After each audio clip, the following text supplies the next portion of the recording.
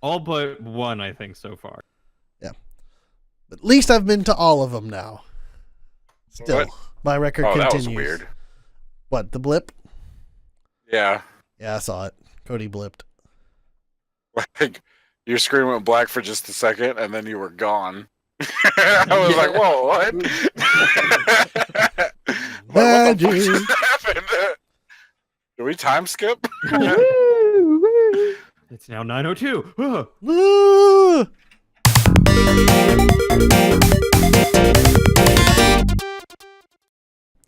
Hello, everybody. It's time for the VGBit Bitcast, episode 41, and it's October 19th, 2018. Gentlemen, thank you for joining me for the Bitcast this week.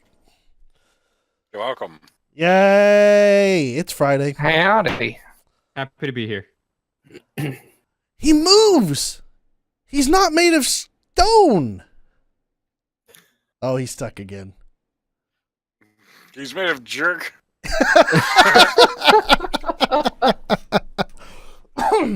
Oh, goodness, pardon me. Oh, it is Friday. It's the end of the week, and I am so happy to be here recording the Bitcast today. You're boring me. Rude. Sorry. Nasty. I couldn't think of anything else to say. All right. Listen, well, here. if you can't say anything nice, don't say anything at all. Apparently, Cody's business is pretty freaking popular right now. So, all right, man, you the man that's got all the stuff going on. So, why don't you talk about your business? You want to just jump into it? We're going right into it, man. Full force. For the next half hour? We are going elbow deep in this, baby. Come on now. I think I want to leave. I don't want to be elbow deep in anything except maybe a bag of nachos. That's a big bag of nachos. Do you have nachos in a big bag? I wouldn't argue with having nachos in a big bag. Like a big bag of You cheese. could have or tortilla chips in a big bag, but No, I mean, man. all that You throw that messy cheese in cheese, there. it's just all up on. I will put that bag over my head and lick it clean and probably suffocate. Gross. There's a man. Phrasing. He's dedicated to the that craft. makes me want to I want to go to 7-Eleven and open up a bag of Doritos and go to the chili cheese machine and just put cheese in there. Just You just dump it in there. It's hands-free. And then, well, see, you do that with a big bag of Fritos, and you just go over to the chili that they put on the dogs and dump a whole bunch of, and then you got a Frito pie and you're all set. Oh man. yeah. There you go.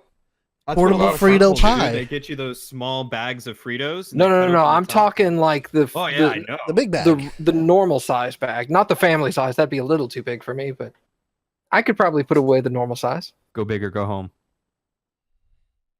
I'm going to go home because I ate so many freaking Fritos. As long as it didn't have any bean dip, we'll be okay. Reminds me of I when I love was bean in... dip. I like bin dip. You like bin dip? Bin dip. Bean dip. Bean dip. I like bin dip.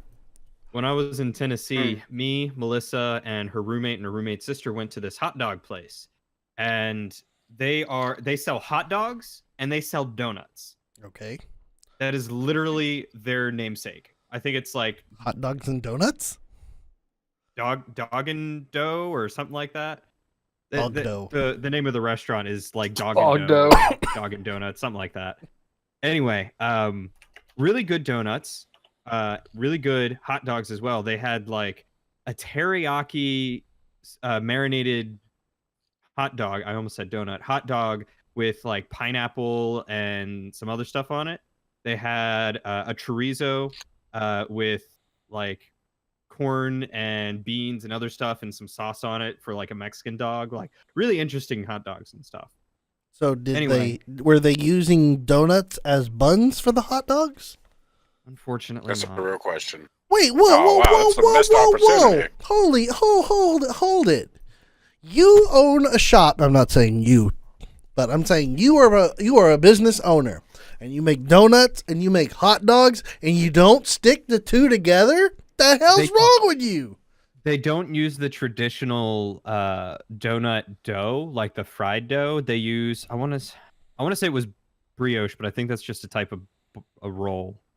But they use a different type of like pastry mix. So it's less of like fried dough and more of like a pastry that's fluffy and delicious. But I can't still, I can't wait until you're back in Texas, and then you should go to Austin and get donuts there. Are you talking about what is it, Gordo's? It's right outside of Austin. It's called Round Rock Donuts. Round Rock Donuts? Okay. I thought you were Holy crap. I That thought you is were talking about that's- Gordo's. no. That donut right there, the small one in that picture is an average sized donut, and the other one is $8. And the other one is $8. Yeah, it's literally like this big, a single donut. Oh my god. I would love that. I'm gonna be honest with you. I looked at that and I just thought it was a donut with a butthole.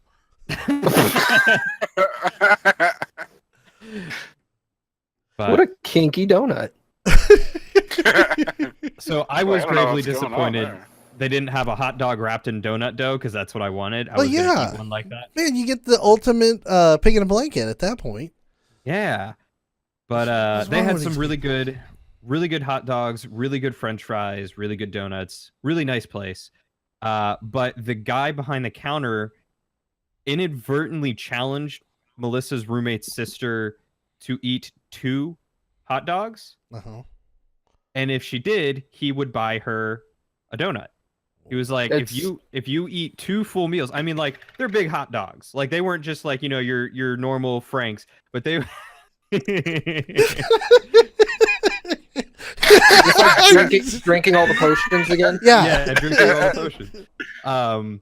But they were loaded with all sorts of stuff, and then he said sides included. So she had to eat like a whole thing of potato chips and a lot of potato chips and French fries, both of them. Did she win? Oh yeah, she was like, "You challenged me. I'm totally gonna do this." She felt very sick afterward, but she did it. More room for donut. There you She go. still managed to put down an entire thing of beer too. What's an entire thing of beer? Uh, That's very vague. Can like I guess a can of beer. cup this big. I forget what Oh, kind of okay. A beer cup. Okay. Yeah. I was like, beer comes in many different sizes. Yeah, it wasn't a bottle and it wasn't a mug, but it was. It was a solo cup of beer. I think it was probably. Shoot, here I am not knowing how much. This guy. Measurements are. He's not about the beer. He doesn't Probably a He pint. doesn't drink a beer. A pint. Well, Okay. I was Okay. about to say pint, and then I went, wait, which one's bigger, a pint or a quart? And I had to think about it for a moment. A quart's bigger. Yeah, and by think about it, I mean I had to Google which one was bigger. Wow. I would love a quart of beer right now. I'm What? okay with that. Drink a whole 40? Yeah. Oh, dude. Edward 40 hands. Man. There Wouldn't go. you be like that guy from the Warriors? Wouldn't Edward 40 Hands be more like this though? You'd be like, there's something for you, Jeffs. GIF? Jeffs. If. Look, don't make me break out the 1990s PowerPoint presentation again. I rewatched that again. That was fun. Listen, you can make all the right moves and do everything right and still be wrong in the end. Not wrong. No one cares about your facts. Have all the facts laid out. Nobody listens. You know what? I have one fact for you.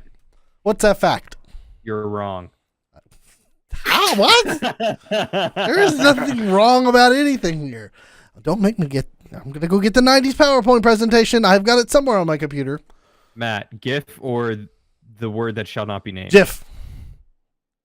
Peanut Well, butter or graphic interface format? Oh my god. I don't look at jars of peanut butter online. It's GIF. No, Duh. it's not. Yeah, that's my boy. Oh my god, I'm going to break out next podcast for Halloween. We're having it brought back out again. And I You will. really want to scare everyone? Yeah, it's perfect. And then I I don't will- eat gravy on my turkey. I cannot wait until the next podcast. I'm bringing that PowerPoint back. I've got it somewhere, and I will introduce Matt to that PowerPoint.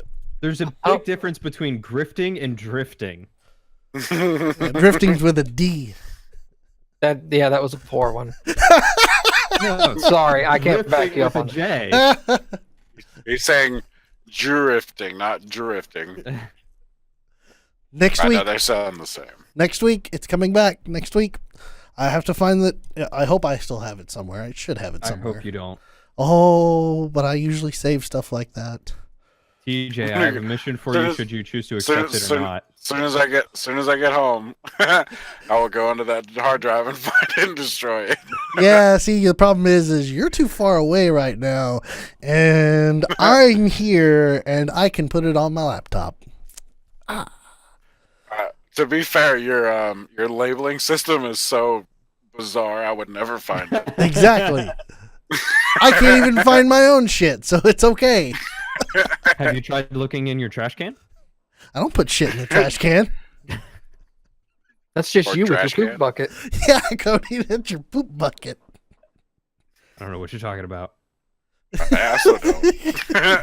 DJ's like, that's awkward. Why are they talking about a poop bucket? He's showing off. He's too busy showing off his guns over there. Yeah, with rolled up I was sleeves. scratching my arm. You a little Fire thunder? power. A little lightning? Firepower. Oh my God, we are the best at side questing and digressing. Side questing? Yeah, it's a side quest right now. Never heard of it described. Are as you side a questing. Are you a veterinarian, TJ? Because these pythons are sick.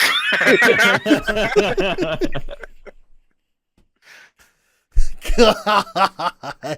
I like that it took him a moment. He was like, Oh. I got it. I got it. Because my brain was like, these guns are sick. I was like, that's not the right animal. Snakes? No, that doesn't feel right. These fish are upset. These are wet fish. Just like I don't know what a fish face looks like. You don't know what a fish face looks like? Come on. I cannot imitate a fish face. Really, you can. You can't do the little. No, Have you no, tried no, no, looking no, up no, on no, here? no. Well, you can do the whole like whatever. Cappy's a lucky girl.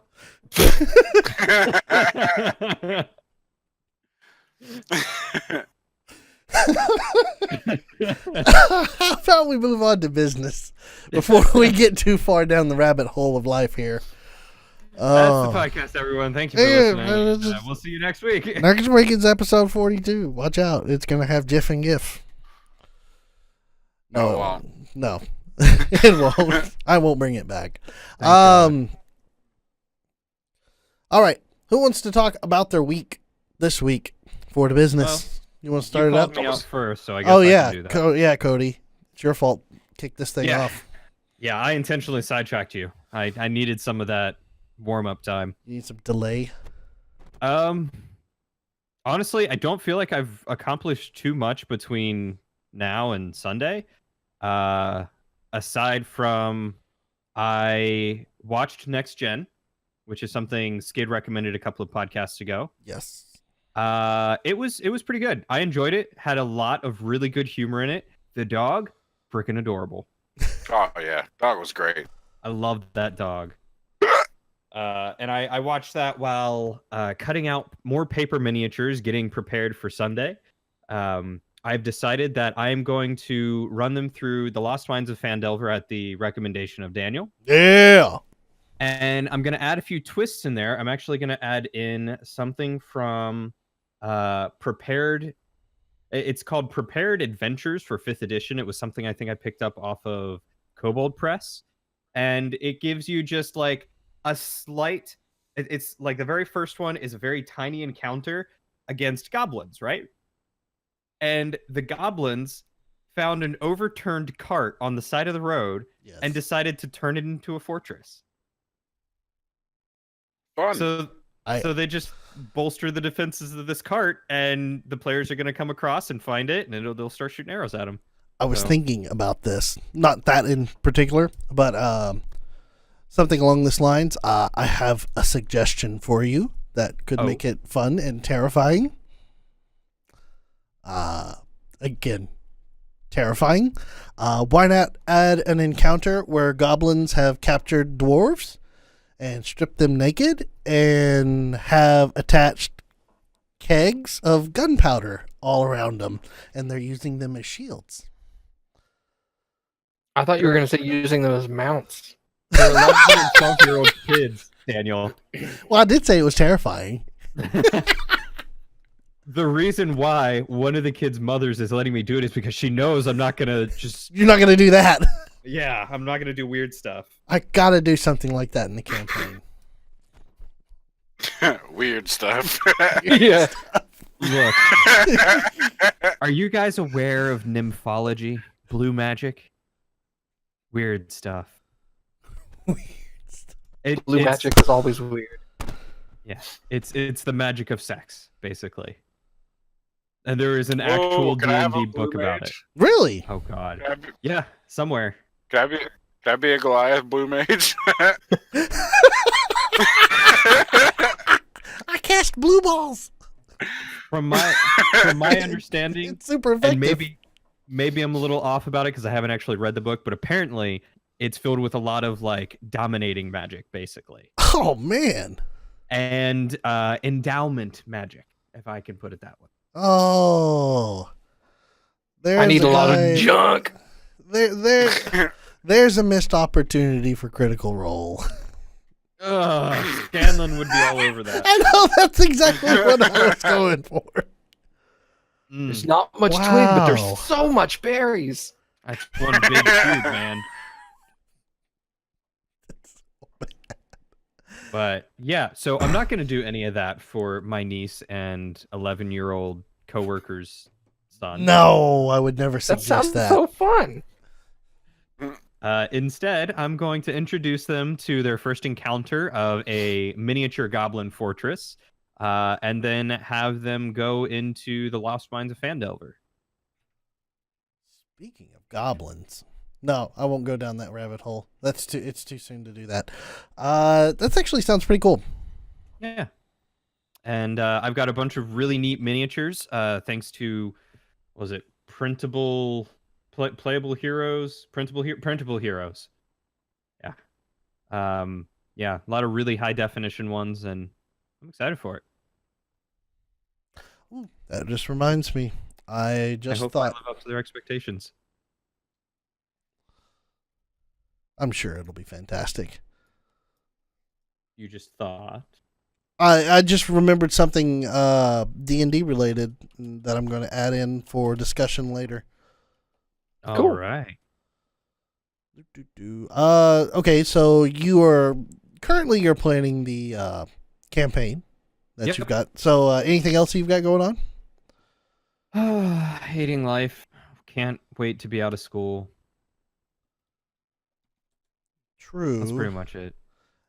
It is school. But you're almost done. Almost done. Almost done. And next semester, I think 3 out of 4 of my classes are going to be all virtual. Ooh, that makes Which life could- easy. Yeah, it could be really good or it could be really bad. There is honestly no in between with virtual classes. Like in-person classes, sometimes you can make it through. Either your teacher's bad and you can, make it through with your classmates, or your classmates are awful and your teacher makes it all good, or, but with virtual classes it's either good or you're screwed.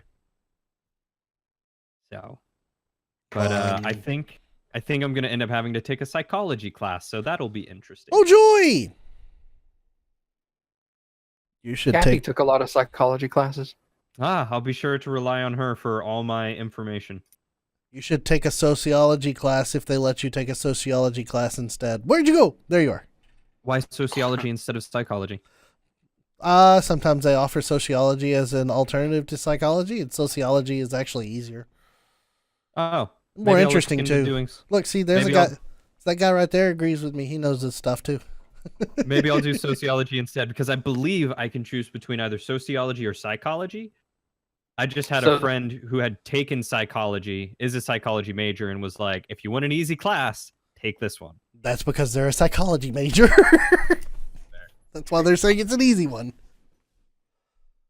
Sociology is more people watching, and psychology is more investigation of the brain. Mm-hmm. Both would be pretty cool to me. I mean, yeah, but let's be honest. One is just easier. It'll also depend on the professor. That's true too. Yes. I had a really good sociology professor. I don't even remember who he is now. It was that long ago. But I Was enjoyed that the dude? class. He had a face. He's a guy. He has some hair, maybe, possibly. Somewhere. As on long his as he body, wasn't I my- imagine. As long as he wasn't my history professor that I had, and there were two of them, that boy, they were monotone and would drone on. See, one of the history professors at my campus actually does a lot of reenactment. And so for his class, he'll actually come in like period dress and try and make it as interesting as possible, like really awesome. But apparently he wants you to read like 2 or 3 different books and write like 7 papers or something crazy like that for his class. And I'm like, That's typical had a, history. I had a history teacher in high school that did that. He would dress up as like Napoleon and dress up as I think at one time he dressed up like a Stalin and came to class. It was pretty cool. cool. That dude was like hardcore into history, and it's one of the reasons why I love history so much is because he was so cool about it. Yeah. Like I would love to just sit and talk to him about history, but I do not want to. Like I love him. I don't want to take his class because I want an easy class.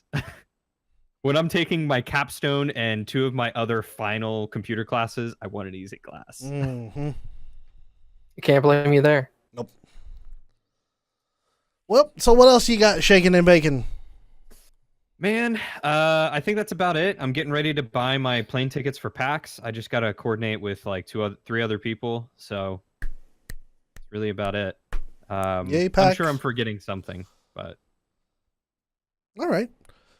Well, TJ, you have been stuck out in the world, driving all over the place. Have you encountered anything interesting this weekend for your business? That bad, huh? It's been a miserable week, man. I bet. I just Long Island to West Texas. Woo! Where'd you go in West Texas? Just south of Pecos, a town called Balmorea. Dang it! I'm gonna be there. Yeah, I think. I'm gonna be there in like 3 weeks. Or Pecos? Well, Midland, Odessa, but I mean it's right next to. It's like 45 minutes away from Pecos. No, it's not. It's 120 miles. Oh yeah, it's like 2 hours. Sorry, never mind. But still, I mean, like if I was in Odessa and you were in Pecos, I drive to go hang out with you. Yeah, I'm not there. I'm on the other side. I'm east of Abilene right now. Oh, you ain't that far out. Now, I'm 200 miles from Oklahoma. that's Living- too far.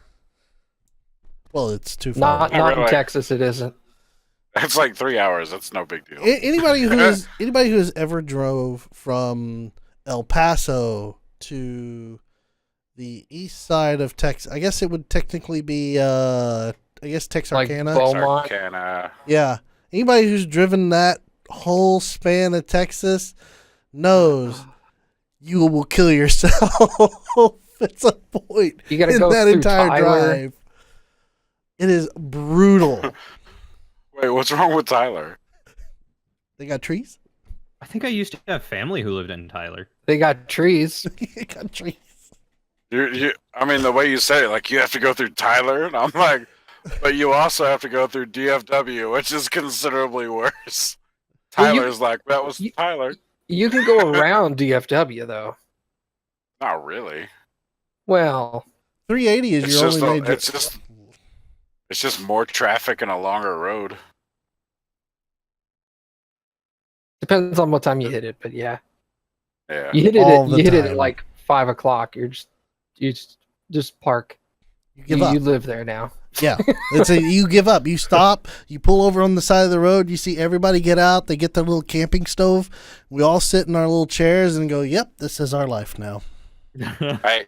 You joke, but I've actually cooked in the middle of the highway with other people.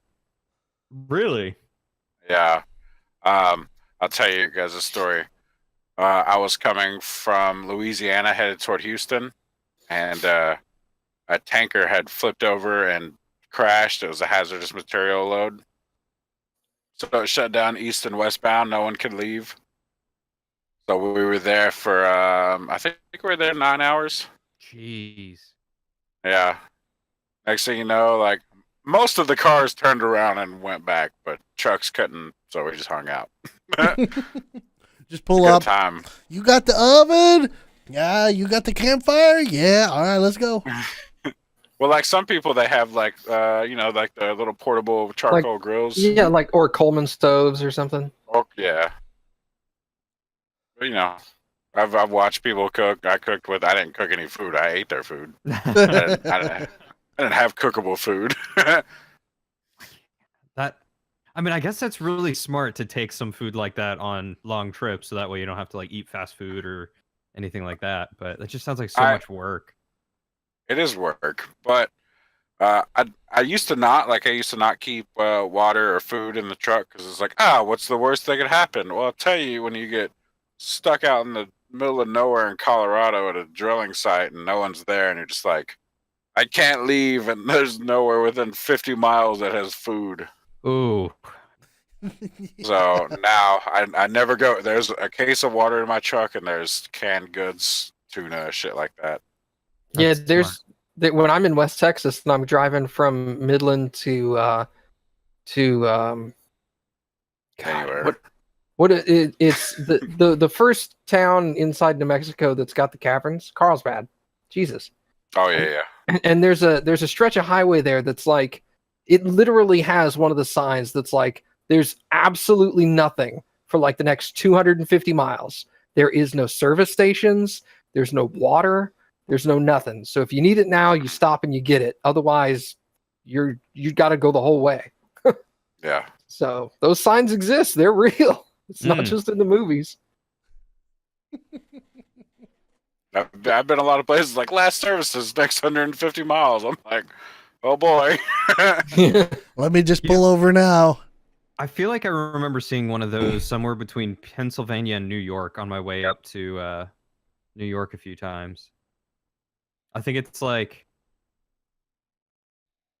right at the edge of Pennsylvania. There's like a long stretch of land through the mountains, I want to say, or like through some canyons near the turnpike.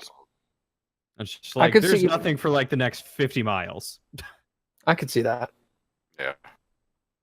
But yeah, like in Texas, the next closest city that's larger than my city is 2.5 hours away. Where you are? Yeah. Oh yeah. 2.5 hours north is the next largest city. So if I want to go anywhere bigger than here, it's at least a 2.5 hour drive. And that's not even, I'm not even in Houston or Dallas or Austin. It's not even a big city. I mean, it's got like 700,000 people, but yeah. We learned today that even 500,000 is a lot. That's true. I've got that earmarked for the news section. I went ahead and added that in for the news. But all right, TJ, you got anything else? I don't even remember if I said anything worth mentioning. No, you said really. You said life sucks right now, and then you die. Yeah, you told us the story. I haven't even played any video games since last time we podcasted. Sadness. Okay? Yeah, man. I played video games since the last time we've talked. Are you feeling okay? I know it's a miracle, isn't it? I have weird stories, but I'll let TJ finish right quick. I was gonna say I've watched a lot of Futurama. What else is new? That's you, TJ. I've watched a lot of Star Wars: The Clone Wars. a really good animated series. I think it is aired really on good. Cartoon Network. It's supposed to be canon. Mhm. Yeah. And it- It makes good canon, in my opinion. The time between episode 2 and 3. Honestly, the last episode of season 6 almost had me in tears. Really? Yeah, like I could just say I don't like you, and you would be in tears. I hate you too. It's a joke, Cody. I'm Calling him. sorry. Calling Yeah. them out on the podcast. Man, woo! This is a salty podcast today. I'm going to bring more. Uh-oh. What That's do like, what do I have a knife? Uh, I have 3 knives in here. Okay, I can't do that. Oh, goodness. Yeah. TJ has a apparently dog. they're- Oh, you know what? That's some news I'll have for later. Dog. I'll add that. Dog. Ah! Hey, Biscuit. Everybody loses to Biscuit. Game over. I love you, Biscuit. She's upset because she was sleeping. I just scooped her up. She's like, what the fuck? Like, don't do that. Oh. I guess it's your time, Daniel. All right. Well, then I will continue Your to time lead to in. shine. I will start off with the video game related things and then go into the salty related things in a minute. So you get a little bit of sweet, you get a little bit of salty. It's like a chocolate covered pretzel. I love pretzels. So, video games. I had a really weird experience last week. I turned on my Xbox One and That's a weird experience. for some reason, this is the weird part here. Okay. I had Forza Horizon 4 ready to download on my Xbox One. Now, I did not purchase Forza Horizon 4 at all. I don't know if I believe that. Uh, You buy a lot of stuff, Dan. no, legit. I'm being legit. I stayed up till 1:30 in the morning because I was so confused about this, trying to figure out what was going on. I was just like, why do I have Forza 4? This is unbelievable. So I think it may have something to do with SharePlay and the fact that TJ had bought Forza Horizon 4 and all the DLC that goes with it. I'm thinking maybe his home Xbox is my Xbox at the moment, which doesn't make sense, but somehow it may have gotten to that point. Because when I literally turned on my Xbox, it's like, hey, we're ready to install Forza 4. I'm like, why are you installing Forza 4? Horizon 4? I said, this doesn't make any sense. So I was like, okay, well, install. And the thing installed. It installed, it patched, I had all the DLC downloaded, it was ready to go. I turned the game on, I played the game. I was floored. It was really good too. Did you floor it? It's a fun game. I did floor it. I was driving real fast. I had to use the brake a couple of times. You know, Impressive. trigger. Standard, You noob. standard brake or emergency brake? Oh, regular brake. Emergency brake is for going in circles. So I played Forza Horizon 4. I actually do enjoy the controls of it. It does feel good. And I drove around the world map, which is Britain is the entire map for the game. Pardon me, pizza. It is interesting. Hot dogs. We just saying random food? Yes. Okay. It's interesting. It's apparently you can find cars in garages just by driving around on the world Oh. map. So, That's called stealing. yes. They're called barn finds. Yeah. That's stealing. Just drive around like, hey, I want that MG. Give me that. Okay, I have the old Dukes of Hazzard car. Ooh. Yeah, I picked that. I know you picked the first, whatever that first one was. I can't even remember what the heck it was. Some sort of I picked the Acura Ford or something. Focus. Oh, the Ford Focus? Pick the Ford Focus. That's right. It was the Focus, then an Audi, and then the General Lee. I Or would've just gone the with Dodge Audi. Charger. Or Charger, whatever. It was the General Lee. It was orange! I was like, look, it's the General Lee. Mine was purple. Oh, mine was orange. That's why I was like, it's the General Lee. So I went with that. So I like Forza Horizon 4. Maybe I'll actually buy it if I have to, I guess. I've got to test this out and find out why exactly it's appeared on my console. So I think it's just that it recognized that there's an Xbox on the network, because it's like, do you want to install the Xbox? And I'm like, no, install here. And I just assumed that it had saved my Xbox information from when I had my Xbox hooked up. So I don't know. It's really, really interesting. So that was fun and exciting to see that. And moving on from that, the salty side of life here. Yesterday I was supposed to get my little miniature arcade cabinet. Mm-hmm. Supposed to is the key word there. You didn't get it? I did not get it. You never get anything on time, do you? No, here's the bad thing. I ordered this through Walmart's website, and this morning I called Walmart out on this crap, and Walmart Help reached out to me on Twitter and was like, oh, hey, give us your order number and your email address. Let us look into this. And I was like, good luck. And I gave it to him. Hadn't heard anything back. I was like, yeah, you realize that you screwed up. So, do you have any kind of shipping info on it at all? Nope. All it does right now, it just says it's pending. Ugh.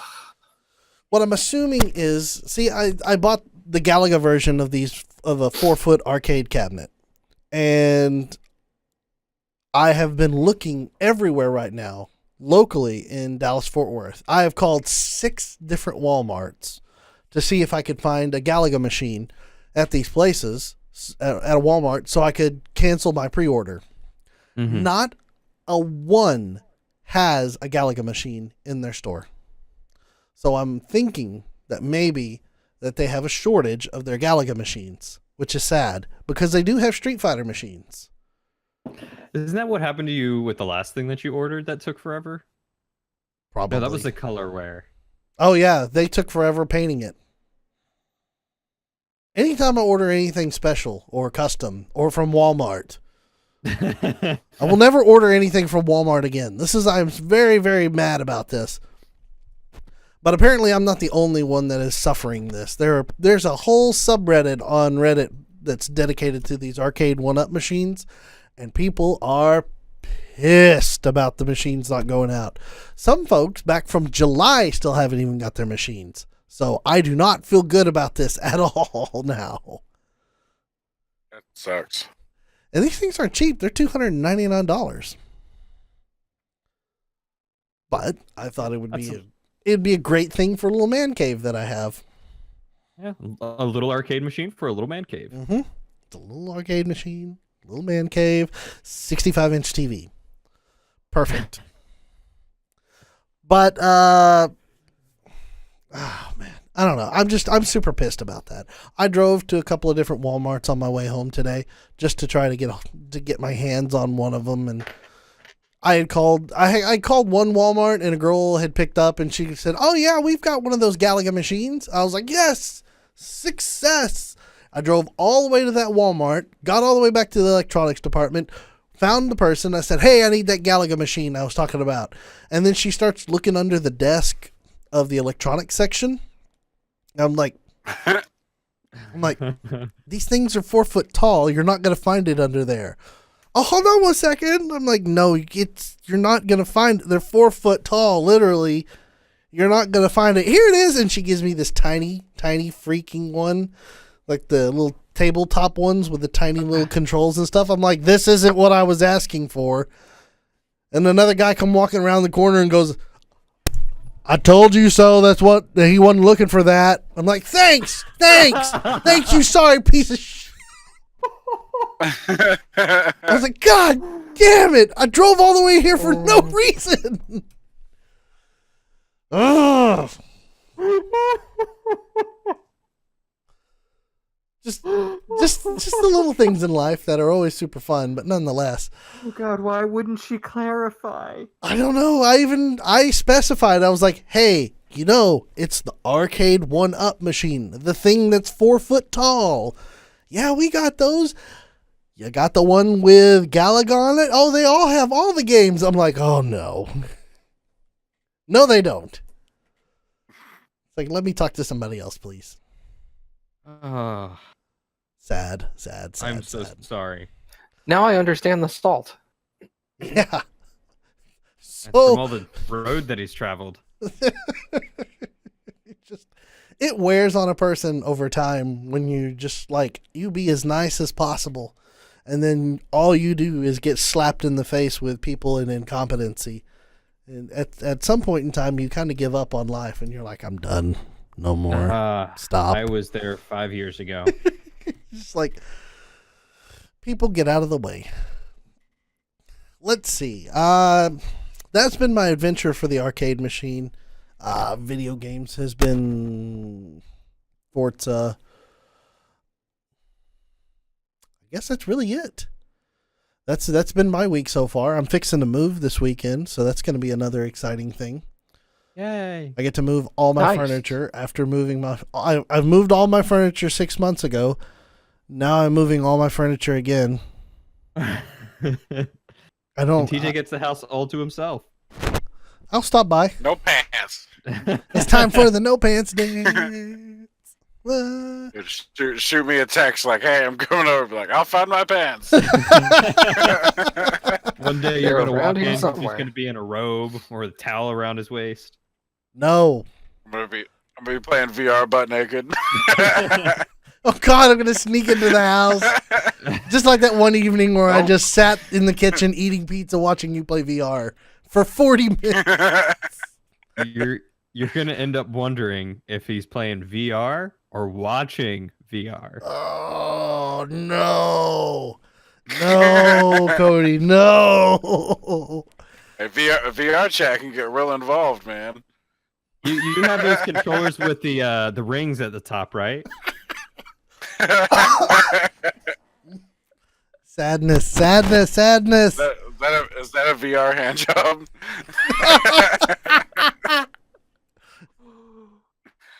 TJ will be reaching for the Oculus Touch controllers next.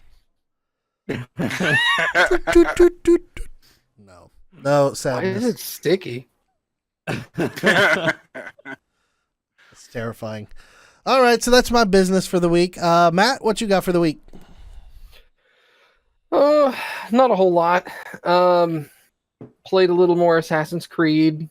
The 1.03 patch came out and broke my game. Yay! I'm gonna do some research this weekend and try to fix it. But there's a small group of people, there was a big group of people that Assassin's Creed wouldn't work on because their processors had this specific functionality that they didn't program the game for.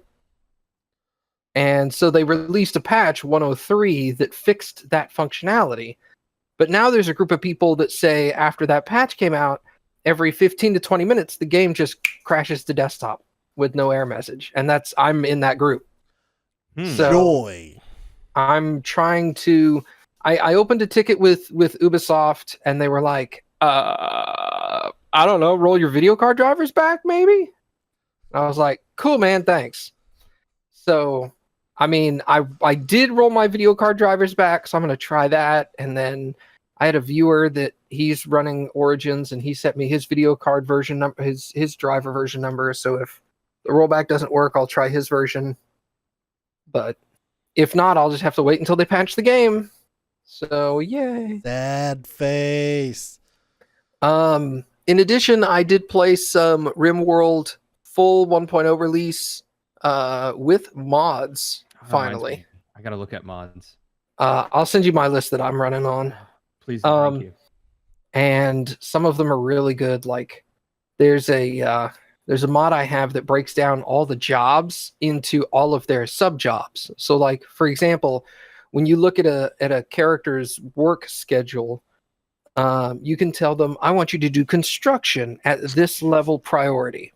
But construction has 10 different subgenres. There's repair, maintenance, deconstruct, you know, smoothing the floors, building walls. All those things are individual components within construction, and this mod breaks construction down into all those individual parts, and you can go and set priorities for each individual one now. So it's neat. It's not something you'll use in the early game, but it's something you'll end up using in the mid to late game when you're less concerned about, I just need someone to build this, you know, and then later in the game, you're like, you're really good at construction, but I don't want you to waste your time doing these small, crappy jobs. I want you doing the big, difficult jobs that take a lot of construction labor. And then this other guy that's just okay at construction, he can go around and smooth the walls out. So it's really handy to do stuff like that. And then you can, one of the big things that annoyed me for a long time was you can grow cocoa trees and harvest them for chocolate. And you trade the chocolate away for money primarily. You can eat it for food, but it's not a very good food source. Makes them happy. So it does make them happy, but it doesn't really satiate their desire for sustenance. So I've been complaining because you'll collect all this chocolate and you'll store it so that you can sell it. But then periodically your dudes will just walk into the room and pick up some of the chocolate needed. And one of the base features of the game that's not a mod now is you can go in and tell people you're allowed to eat like fine quality foods and below, and then it breaks each food item down and you can go, I don't want you to eat hay or dog food, and then chocolate is one of them, so you can be like, don't eat chocolate. So that really helps. Yes, you can tell your people to eat dog food. That's amazing. See, now I really want to find a way to make my game just filled with cannibals. Dude, I'm watching this guy on YouTube who's he's doing an extremely hard mode. He's got Randy Random on the hardest difficulty on permadeath, and he started with only one tribal character where he starts naked with a loincloth and no gear, and he put him on the North Pole by himself. And he's like 4 years into this let's play now. Crap. And the one key feature he said is your character has to be a cannibal. You can do this, but he cannot survive unless he's a cannibal. Wow. Because in the North Pole it's solid ice. So you literally cannot grow. You have to get hydroponics to grow anything. Right. And the average temperature is like -23 Celsius. So you have to have the grow room like really hot. So he's like, you can't grow plants for a long time. And there's almost no animals out here because they're all freezing to death. So the only thing he survived on was he waited for like pirates to raid him, and then he killed some of the pirates and harvested their flesh, and he's eating them. Wow. So, I mean, he's way past that point now. He's got like a hydroponics bay built and stuff like that. But it was really interesting to watch him play through all this really difficult stuff. Does he still only have the one person, or he's got two now? He's up to 2. 4 years in 2 people. It's insane. No, the second guy is not. And the second guy is not a psychopath either. So he gets really upset when the first guy goes and butchers people and eats their flesh. He gets really big mood penalties. It's awesome. So what's really good is the other guy is a night owl and the main dude isn't. So usually what he does is when the other guy goes to bed, then he gets the other guy and tells him to go butcher people, so that the other guy doesn't see it happening. Bad episode of Dexter. Oh, it's so entertaining. Like, geez. That's really interesting. Let's see what else. I've really toned back my playing of World of Warcraft. I'm still playing it on a semi-regular basis, but I had joined a raiding group with a bunch of guys from work, and we were raiding a lot, and after a while I just realized it was taking up like half of my week's worth of stream time was just for raiding. And I was like, I got too many people wanting to show up and watch other games. I can't waste half my week on raiding. So basically what I do is I just play WoW in my downtime when I don't want to stream, or Maybe like I'll play one stream's worth on the weekend, but it's not raiding at that point. It's just, running around and doing fun stuff. The only other thing I can think of is I know I had mentioned this in one of the previous podcasts, the website called Redbubble that has lots of cool video game stuff. Mm-hmm. And I got Cappy an acrylic block, which is exactly what it sounds like. It's just a 4x4 block of acrylic. And on one side, they adhere an image. And this is the one I got for her. Best ever. For the audio listeners, that was a picture of Vivi from Final Fantasy VII? 9. Sorry. 7. Best I Final haven't Fantasy. played any of them. Scrub. Yeah, Final Fantasy 9's the best. I just remember everyone talking high praise about Final Fantasy VII, so I was going out on a limb. And then we've also got we have this one from a long time ago, but we've also got a poster of Artemisian. Pardon? I still want to get that shirt Yeah. I saw. Yeah. Bring it over here. And then I got myself a couple of posters that I'm not ready to show off yet, but I will have them up and I'll take a photo of them. This is the Artemisian one we've got. Ooh. Super slick. Kupo. Oh. Nice. Although Cappy's very much on the what in Final Fantasy IX, what's the sound that chocobos make? Quay? Quay. Okay. Oh yeah. Quay. And I've all the Final Fantasies I've played, they say Wark. And so I'm very much in the Wark camp and she's in the Quay camp. And I'm just like, we fight about that, but It's the ever popular debate of chocobo language.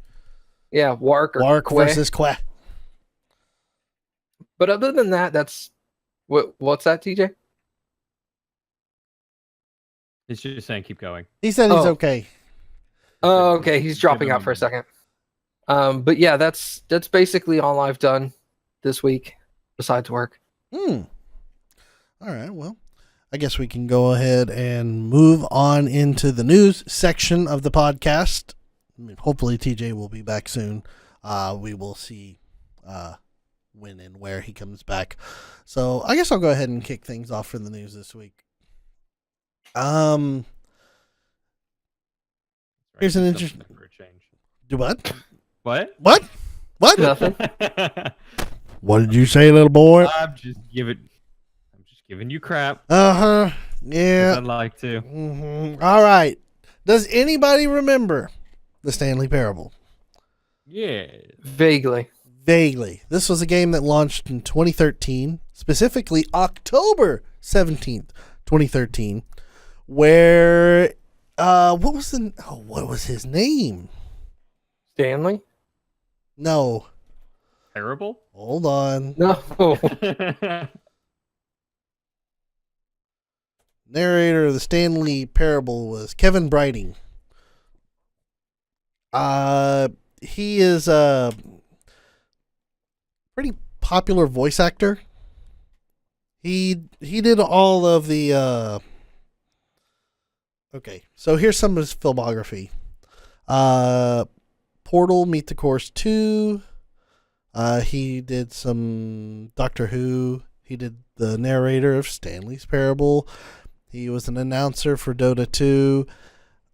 He's a noticeable British voice actor, more or less. It was what this game was, it's an adventure game. It's an indie adventure game. You go around. The whole goal is to see all the endings of the game. It had like 8 achievements. And at the time when this game launched, one of the achievements was don't play the Stanley Parable for 5 years. It is now officially 5 years past the launch of the Stanley Parable. So now people can actually get this achievement. Wow. If you so remember. I have not played I haven't played the Stanley Parable. I think it's gonna be another week, and then it'll be officially 5 years for me, and then I can go out get the achievement. I The will achievement. have to wait another 2 years. The achievement is called "Go Outside." What a great achievement. Hold on. I'm going to open my Steam and see if I have ever played it. Because I think I've got it. People have got this. 7.4% of all people who've played Stanley Parable have it. Of course, they've used cheats just to get the achievement. But does it go off of your PC's date time? Yeah. And it just ticked over. So I thought that was neat and interesting earlier this week when I sat there and looked at that. I was like, oh, holy crap. I haven't played Stanley's Parable in 5 years. I can get this achievement now. I didn't even realize it's been out for 5 years. It's crazy, isn't it? Yeah. I have to wait until November. I have to wait till July 23rd of 2020. Oh, geez. Yeah. I'm going to have mine way before you. So that is a thing. So if you want your achievement, make sure you turn it on at the right time. Moving on. Loot Crate is getting into the game subscription business now. Who isn't? I know. They have a new mystery game subscription for PC people. This is specifically, it's like a Humble Bundle type deal. They're teaming with Chrono GG, and they are going to be delivering you every month 5 indie games that are going to be a mystery. So you don't know what you're getting, but you're sure going to pay $10 a month for it. Are these 5 a mystery? Like they're always the same 5 for every user, or is it a random 5 per user? I believe it is going to be the same 5 for every user. Kind of like how they curate their loot box, where all the same goodies. That's what I was thinking. Is if it's like a situation like that. Yeah. I wonder if they're gonna have a loot. What's the big loot box called? Loot Crate? The mega loot box or whatever? Yeah, mega crate. I wonder if they're going to have one of those where they include like AAA titles in there sometimes. I think they're mostly focusing on the indie titles on this one. So this month, what they're putting out is they'll give you one title to say, hey, this is the one title. The other 4 remain locked. The main title or the featured title for this month is Crossing Souls. It's a pixel art game that is described as being drenched in 80s nostalgia.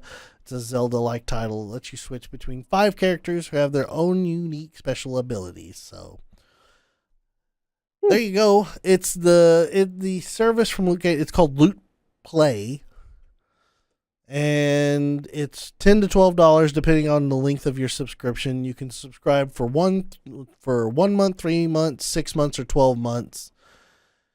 So if you are interested in not knowing what games you're going to be getting, here is another service for you.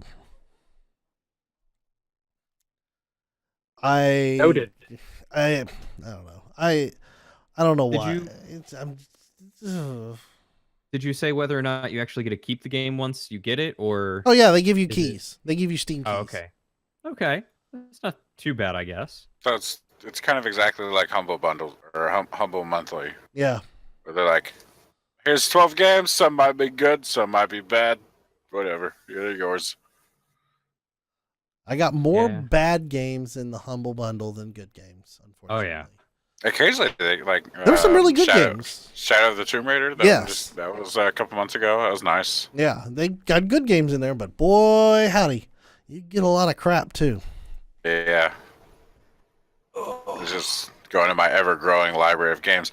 And speaking of services with game libraries, Discord's is out now. Their Nitro library. No. I have Discord Nitro, and they're like, thanks for being an early supporter. You get Discord Nitro for a year, or all the games for a year. And I'm like, oh, neat. Cool, thanks. I own this one, and this one, and this one.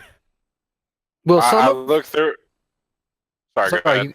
No, you first. I was just gonna say I looked through them real quick. I just got the notification for it today. Mostly because I haven't been home in 2 weeks. But I looked through. I didn't really look at anything that there's nothing like, oh shit, I gotta get this. But you know, it's,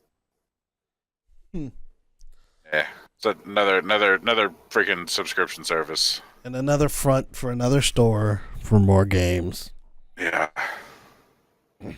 Moving on from subscription services, the game that everybody is waiting for right now, Red Dead Redemption 2. It will require... Whoa, you know, boy, wouldn't that be something? Man, So- PC finally. internet uproar. Red Dead Redemption 2 requires 99 gigabytes of storage. Yeah, man. If you have a launch console, sorry, console. went a little cornwall there. If you got if you've got an original launch console, that is 1/5 of your storage for this game. The physical version of this disc of the game has 2 discs. Holy cow! PS4 is 99 gigabytes. The Xbox One is 107 gigabytes. That's a big ass game. It is massive. And you know why it's massive? Because they put lots of. Tell me how many scenes voice in there, lines are in it. action. Here is why this game is so massive. We were talking about this before and earlier. Red Dead Redemption 2 has 300,000 animations and 500,000 lines of dialogue. Now, And TJ looks slightly unimpressed. as we all did. And my face is fat, so it doesn't show expression well. So I was like a. So for reference, we looked this up earlier, or Matt and Cody were looking this up earlier. Skyrim had, what was it, 60,000 lines of dialogue? 60,000. So Skyrim, massive game, 60,000 lines of dialogue. Red Dead Redemption 2, 500,000. Fallout 4, 111 roughly thousand lines of dialogue. And not one of them changed the storyline in any significant way.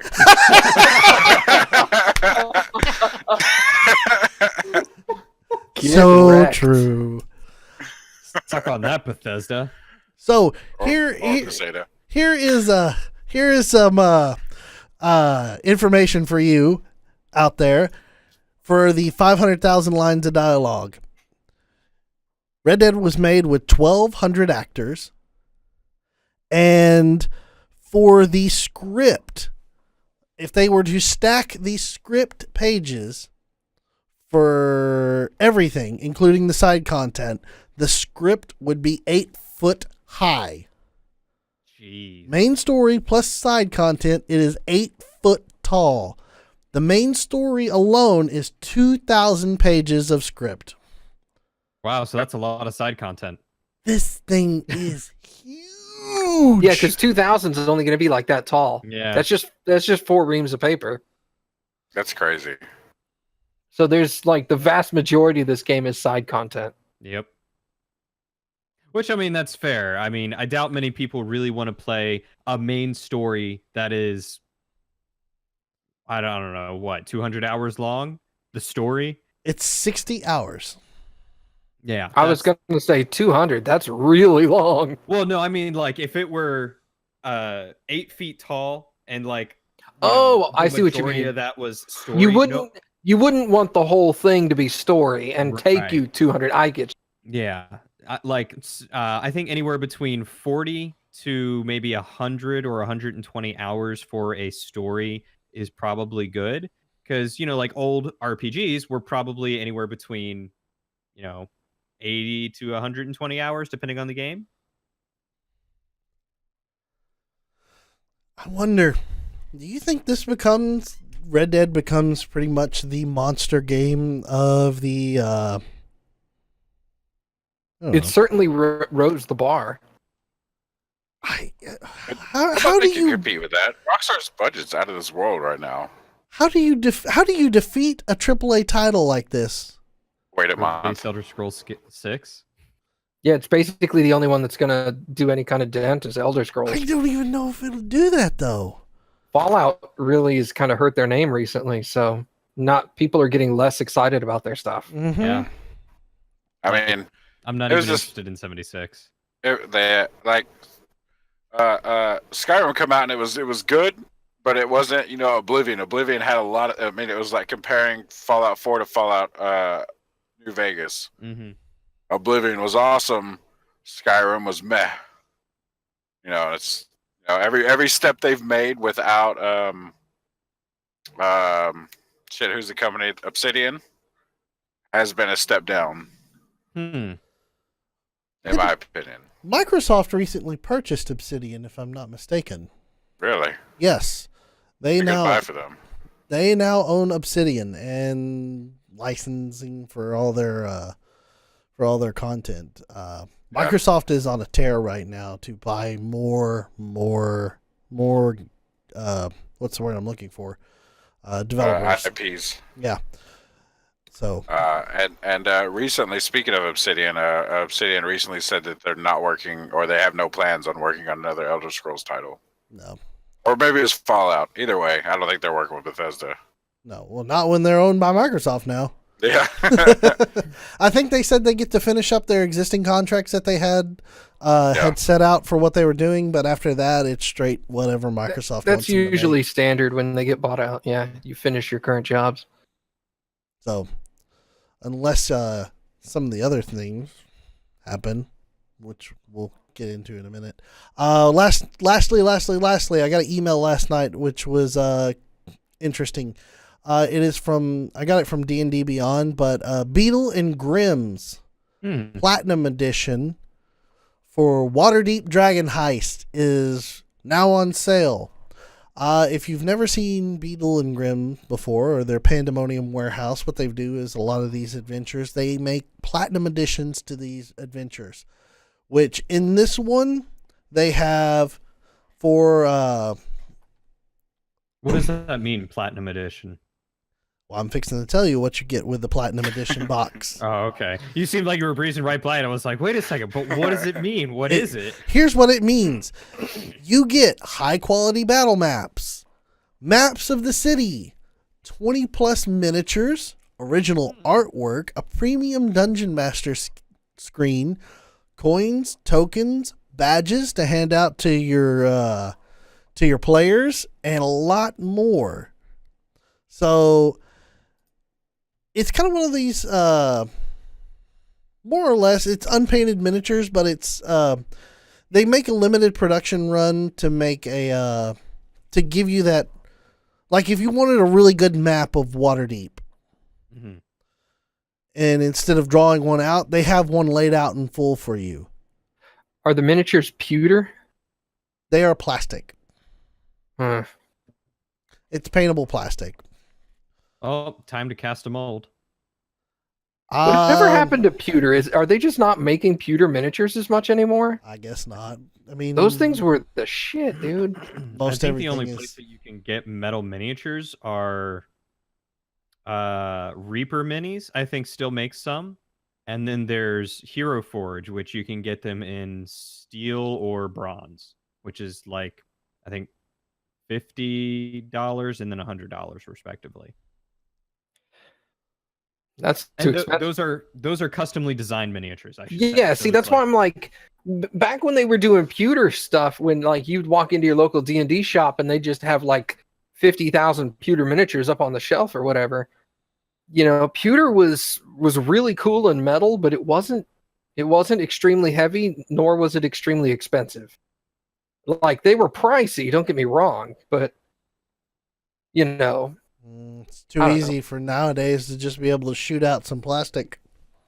Yeah, I guess. Especially with 3D printers, easy money. Oh yeah, that's one of the reasons why I want to buy a 3D printer, is so that way I can jump onto places like Hero Forge, spend $10 on, a custom file like that, and then make like my own PCs or whatever. or there's actually a guy on Thingiverse, I think is the website, the 3D modeling website, who has gone through and is going through and modeling all the D&D monster manual monsters and putting them up for free. Wow. Yeah. Amazing. This circle back for half a second. This premium or platinum edition for Waterdeep Dragon Heist, $499. Ooh. Yeah, that is the drawback. I happened to be when I got the email from D&D Beyond, it was like $50 off. I was like, man, this is probably going to be a great deal. I'm going to go look because we're fixing to actually start running Waterdeep very soon, in a couple of weeks, hopefully. But TM. Soon TM. Soon TM. So I thought about this and I was like, oh, this would be a great opportunity, but not for $499. Mm-mm. They're proud of that plastic. No kidding. I mean, you get a lot of other cool stuff. Well, yeah, okay. It's neat. Are the maps printed on either canvas or leather, or are they just cloth? I think this is just a paper map, almost like what you would see like a poster quality. Yeah. For Wait, $500? You're telling me like paper. It's basically just printed on paper, poster quality. Mm-hmm. That's what it looked like from their video that they had posted. That sounds so like I could see if they printed it on a canvas roll, I'd be like, okay, that's a high quality like material that they're printing this thing on, and it'll feel like a cool map that you've got in the game. But even if they put it on like a cotton polyester blend freaking cloth printout, it still would be kind of cheap. Yeah. The goal is to put a lot of cheap things in, and you don't have to spend any money. Mm-hmm. Is it laminated? Yeah. It should be. It should be. They're like, no, we don't laminate it. God damn, guys, come on. Yeah. It looks neat, but nonetheless, not $499 worth. I think more or less that $499 is probably roped up in their 20 plus miniatures. And Of plastic? Of plastic. Unpainted? Unpainted, but don't get me wrong, they actually do look really high detailed. Okay. Yeah. But that's easy to do these days now. Yeah, I mean that's a mold right there. You just Well, see, the one thing you have to keep in mind on if it is unless it's like vacuum molded, the mold will break down after a certain number of printings, and then you have to create a new mold. Molds aren't cheap. No, molds are kind of expensive, but still, Sometimes it's depending on the size of the mold and the project that you're doing, it could run anywhere. still from $500 for $35,000. plastic miniatures. Just sounds like a ripoff. and they don't even give you the physical books if I remember reading right. No, they You give just you get they keys give for you the the digital code. copies. Yeah, you get the digital copy on D&D Beyond.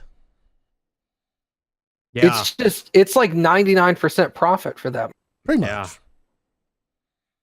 Ugh. Like if this was selling for like $150, they'd still be making a lot of money, but it would be a much better like more people would buy it. That's like when you see video games coming out now, like Assassin's Creed is really bad for this.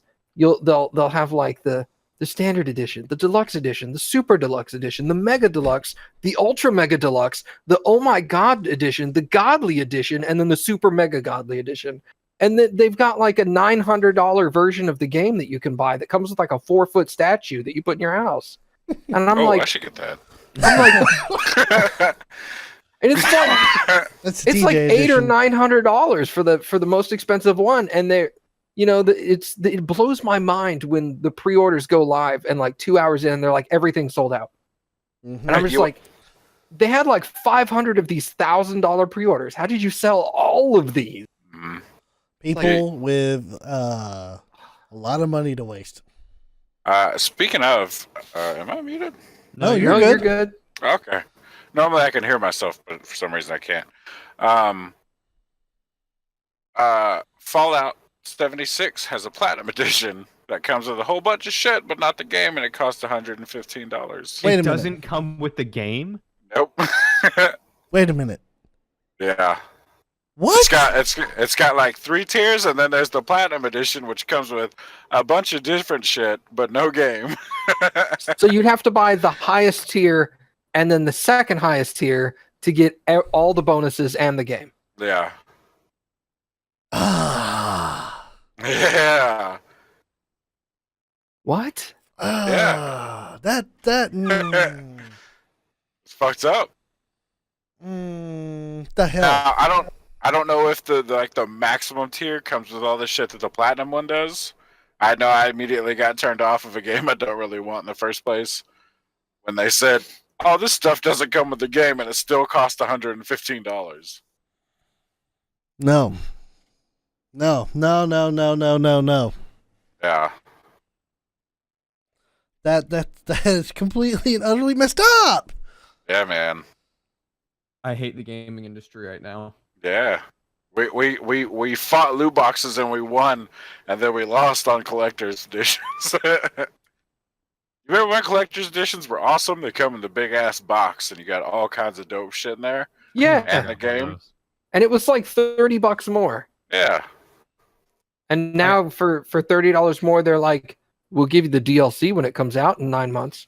Yeah. Or they'll be like, hey, for $30 more, we'll give you some in-game currency. Yeah. So you can turn around and spend it We'll right give back you in an the game. experience Exactly. boost. Yeah. The only collector's edition I ever purchased was for Halo Wars, and it was because it was the only copy of the game that they had, and it wasn't that much more. I think it was $70 or $80 instead of the standard 60 when it just came out. Yeah. And I wanted the game, and I think I still have it actually. You It's got real the nice. Halo War itself.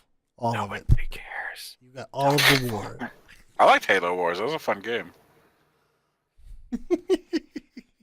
I don't know. I lost interest when Halo was like the like everything everybody ever talked about, and I was just like, oh god, I'm sick and tired of hearing about Halo. Matt's too cool for things that are popular. Yeah, Fuck so- Halo. No, I love popular stuff.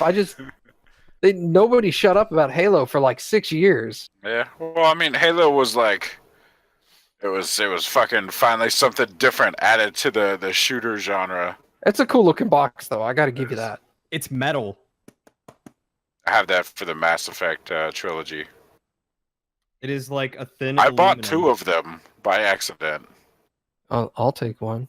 How do One's you buy 2 by accident? You're like, whoops, my credit card slipped in here. I guess I get another one. Well, you know how like I buy stuff just on a whim? Yes. Uh-huh. I forgot that I had bought that on a whim, and then I saw it and I was like, "Ooh, I don't have all 3 of these," and I bought it again. And then like I was organizing my games and I was putting them in order, and I was like, "Oh wait, I have 2 of these," Nice. Awesome. and they're both still wrapped up in plastic. I just stuck them next to each other. So nice. Look, So wonderful. this was like $80, and it came with A digital the version. It came with the map pack with it already, Mhm. and it came with like custom textured tanks. It came with an art book. Holy crap! He's never opened this. It's been many He just years. never played the game. That's all. It's been 1 week since I looked at this. Oh, this is cool. Look, it came A with patch? a coaster. Oh, that's a coaster. coaster. Oh, okay. Coaster. It's a coaster patch. Just put it on. Set your drink on top of you. Yeah. Yeah, man, look at this. This is so cool. This is the unboxing of Halo Oh, Wars. it's a comic book. I have no idea. What did I even buy? You're right. It has been probably 8 years, 9 years. Has Man, it is that been game that really long? that old? I want to say For so. Halo Wars? Hold on one That's second. great. It's about right, man. Because that game's old. It was fun though. Yeah. Was it 2010 would make it 8 years. Holy Yeah. crap. February 26, 2019. Or 2019, my ass. 2009. So Yeah. it's 11 years old. Wow. Wow. Oh. Try again. It's not. It's old. Everybody in here is real bad at numbers. Hey, as long as it's October, 16. I'm okay. Let's skip the July and January, as long as those months are not here. Andy's gone. TJ died. And He laughed himself out of existence. Anyway, that's the news that I've got for this week. Yeah, I've got some. All right, Matt, what news do you have for the week? So I've got 3 different things to cover real quick. Okay. One of them is information regarding a game that I was aware was being developed. developed? Did I say that? Yes. Yes. Then I was aware of its development, and I saw a video of like pre-alpha gameplay footage of like they just kind of hack some stuff together to show something off, and then I've heard nothing about it until today. Okay. And today, they're talking about DLC for the game already, because the release date for Sorry. But where's the game? the release date for Darksiders 3 is actually this November. Ooh. November 20th. I've heard of nothing about this game until I see them talking about future DLC releases, and they say the release date is literally next month. Dang. And it looks I really love Darksiders 1 and 2. And it looks great. I own them. I've never played them. Oh, Never dude. played them either. In my opinion, Darksiders 1 had a far better story, but Darksiders 2 had better combat and better controls. And I'm the one thing to be familiar with on this one, however, is that the original developer of Darksiders 1 and 2 is out of business, and they sold their IP to Nordic, and Nordic developed Darksiders 3. But they're using a lot of assets and voice actors from 1 and 2. So they've tried to keep it as close as possible to the original duology, just off of the fact that the original game developers had initially decided that this was going to be a 5-game series, and so they're trying to complete the 5-game series. Interesting. So, because it's about, for those of you who aren't aware about Darksiders, it's about the 4 horsemen of the apocalypse. And the first 4 games are supposed to cover one of each of the horsemen, and then the 5th one is going to be the 4 horsemen together. Ooh. So the first game and it's a non-standard set of the 4 horsemen. Or at least it's not the set I'm familiar with. It's War and Death were the first 2, and the one in Darksiders 3 is Fury. And I forget who's supposed to be in 4, but anyway. I'm guessing Wrath. Yeah, I think so. What But about Pestilence?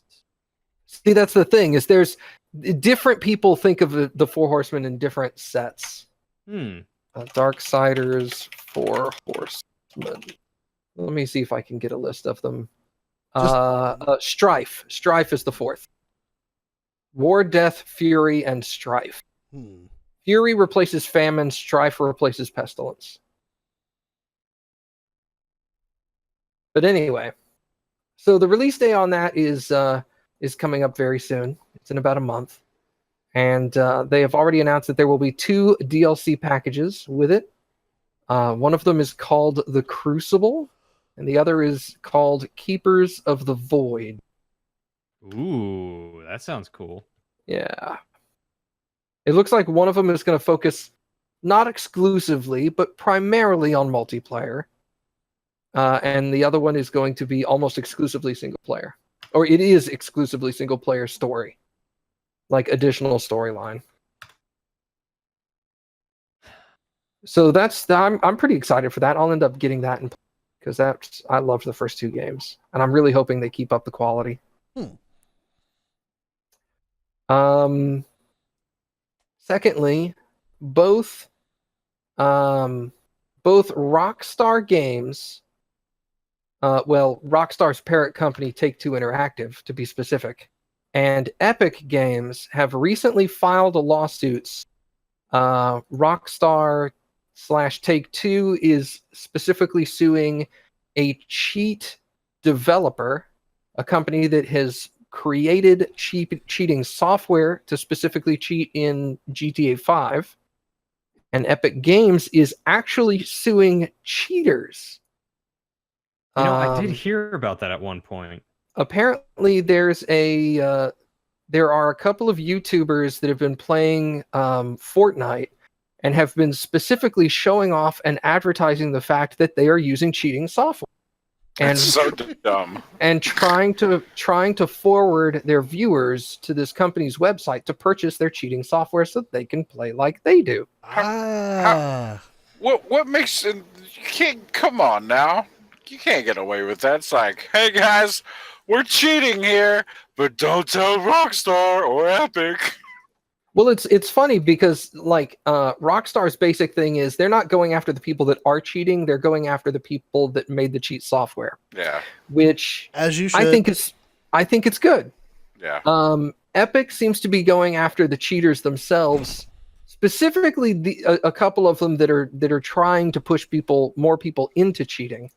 Well, that's Probably because they're doing that, but in addition, apparently Epic's what do you call it? Your user agreement when you agree to install the game specifically states that it is completely illegal to unlawfully modify or cheat in their game.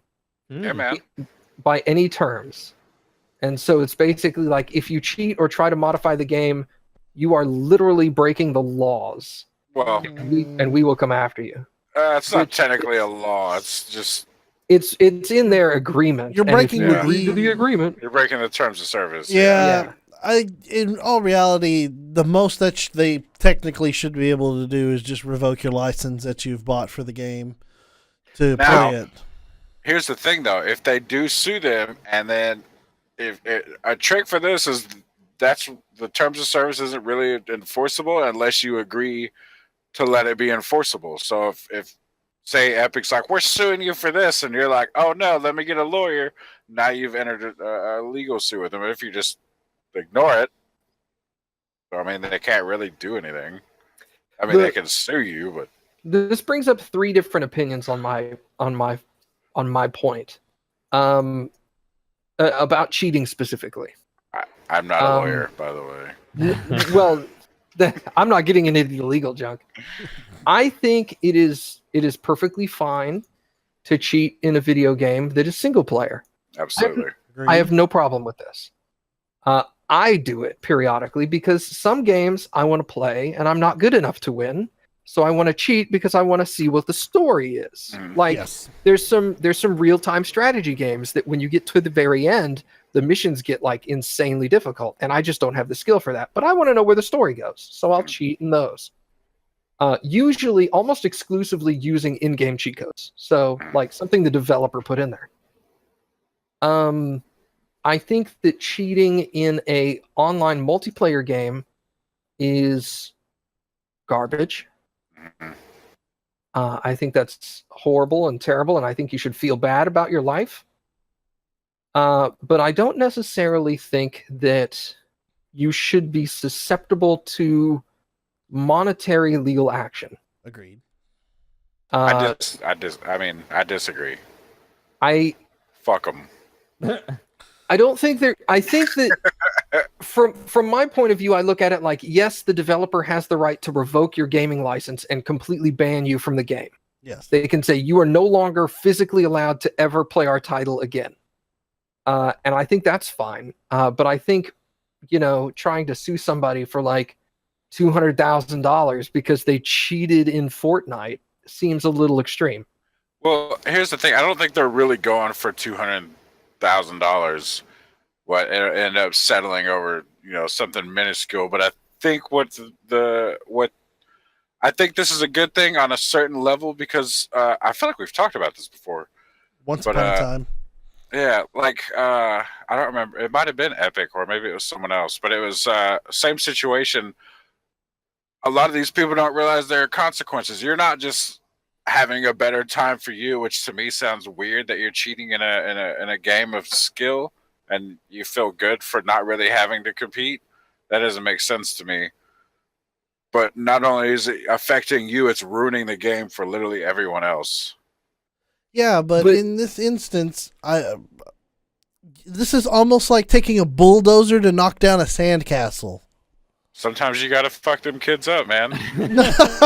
Don't build your shitty sandcastle on my beach. Get the No, fuck out. no. Kick down the walls of a castle. You gotta have some heavy machinery for it. I tend to be more on Daniel's side. I think there should be consequences for this, but I don't think the consequences should be, legal action. I Well, think here's the thing. It's really easy to get around. Oh no, they banned me from the game. Oh, I got another copy. Boom, easy. Get around that, no problem. ban their damn PlayStation account or their Xbox One account.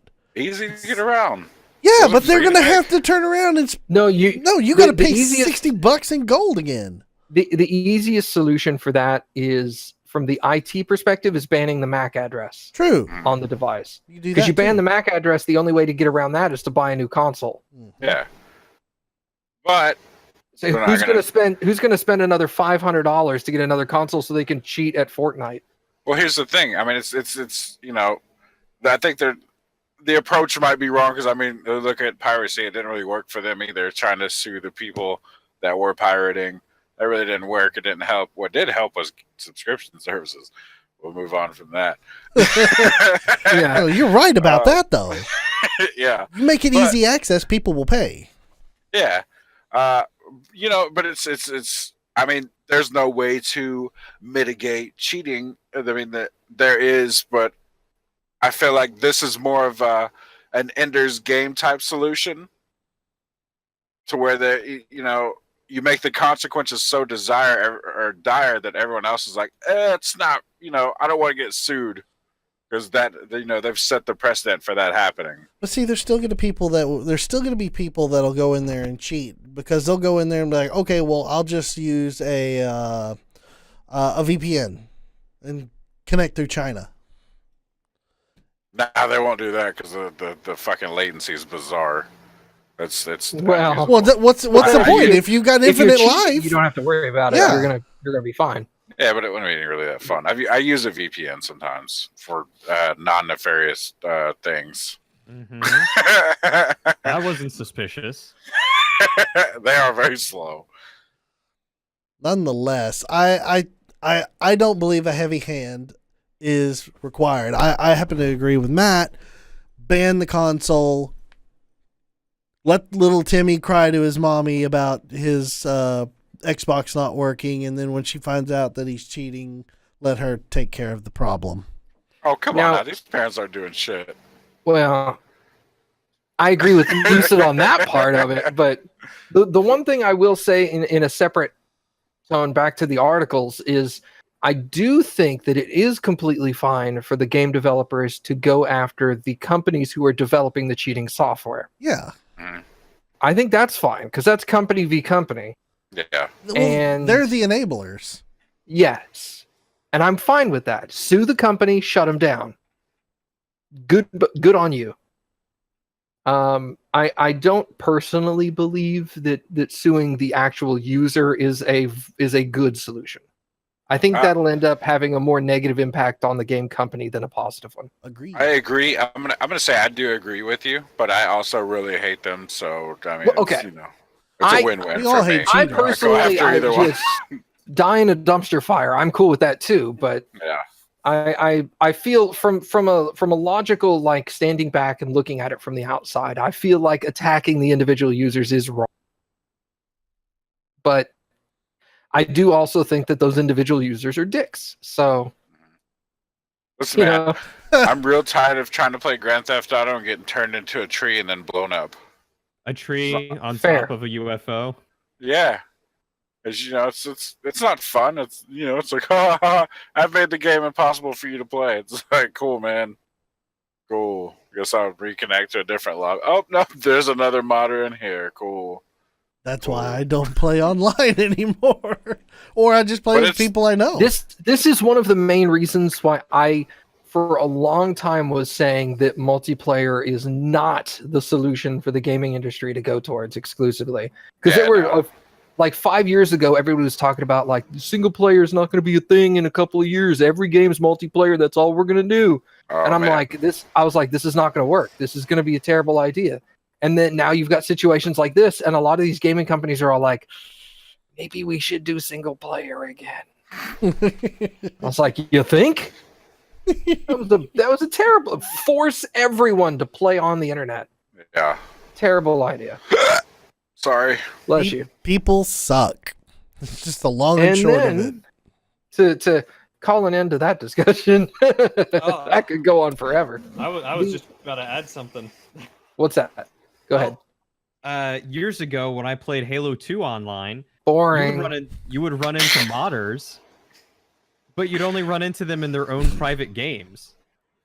They would never do, at least the ones that I came across, never did anything actually in like ranked play or any of the playlists. It was like an exclusive party that you were invited to a modded game. Come over here and let me fuck up your experience. Okay, I will have to say this, and this is I'll tag on to Cody with this. There was a game that was a long time ago. It was called Interstate 82, and modders got all up in that game. It was a car combat game, but they got all up in that game for where you get connect online. Basically, any game you would run into, people are cheating. It got to a point though where they started segregating, like the actual cheaters would segregate their own, like, this is a cheating server, this is a cheating server, this is a cheating server, and then you would have normal servers. And it kind of almost like oil and water slowly split apart. It was really weird, but really interesting at the same time. And also, if you actually created a server and said cheaters welcome here, they'll show up. And then you can try and steal their car. I see. If other games did, like, if that was the solution for some of these games, like if Fortnite was like, okay, we realize we can't do anything about cheating, but if you're going to cheat, you have to be isolated to cheating servers, and then everyone on that server is a cheater, and the playing field is relatively level again. Then I'd be like, okay, I don't have a problem with that. If I want to have my day ruined, I'll go play with them. But if I want to have like an average experience, I'll just go play on the normal server where cheating is permabanned. And if that's their solution to the thing, fine. I don't have a problem with that. Yeah. I mean, my counter to that story is playing Dark Souls 3. You get a modder in that game and you can't do anything.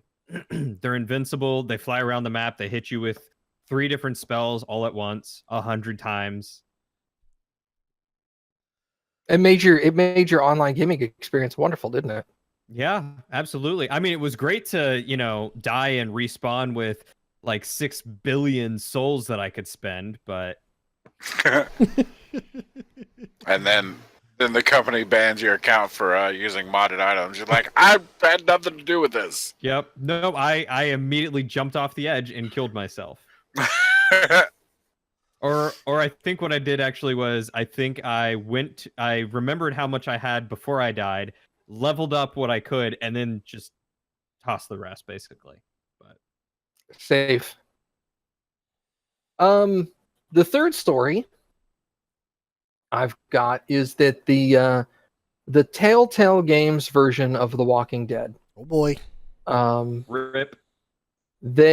Obviously, for those of you who are unaware, Telltale Games filed for bankruptcy and they are going out of business. Mild shock. Yeah. And they had only almost finished the second episode of the final season. They had already announced that this was the final season of their Walking Dead game. But they were like 90% done with the second episode out of 5 when they got shut down and everyone got fired and got told to leave the building in 30 minutes or less. So, or your pizza's free. Yeah. Or your severance is 0. Their severance was zero regardless. They didn't True. get shit. Yeah. But anyway, a lot of people were understandably concerned because they're attached to the storyline in The Walking Dead. And so Robert Kirkman, the writer of the original Walking Dead comic books, his entertainment company now has a small game development portion, and they have purchased the remaining rights to their own title back from Telltale Games, and they will be finishing the final season. Oh, cool.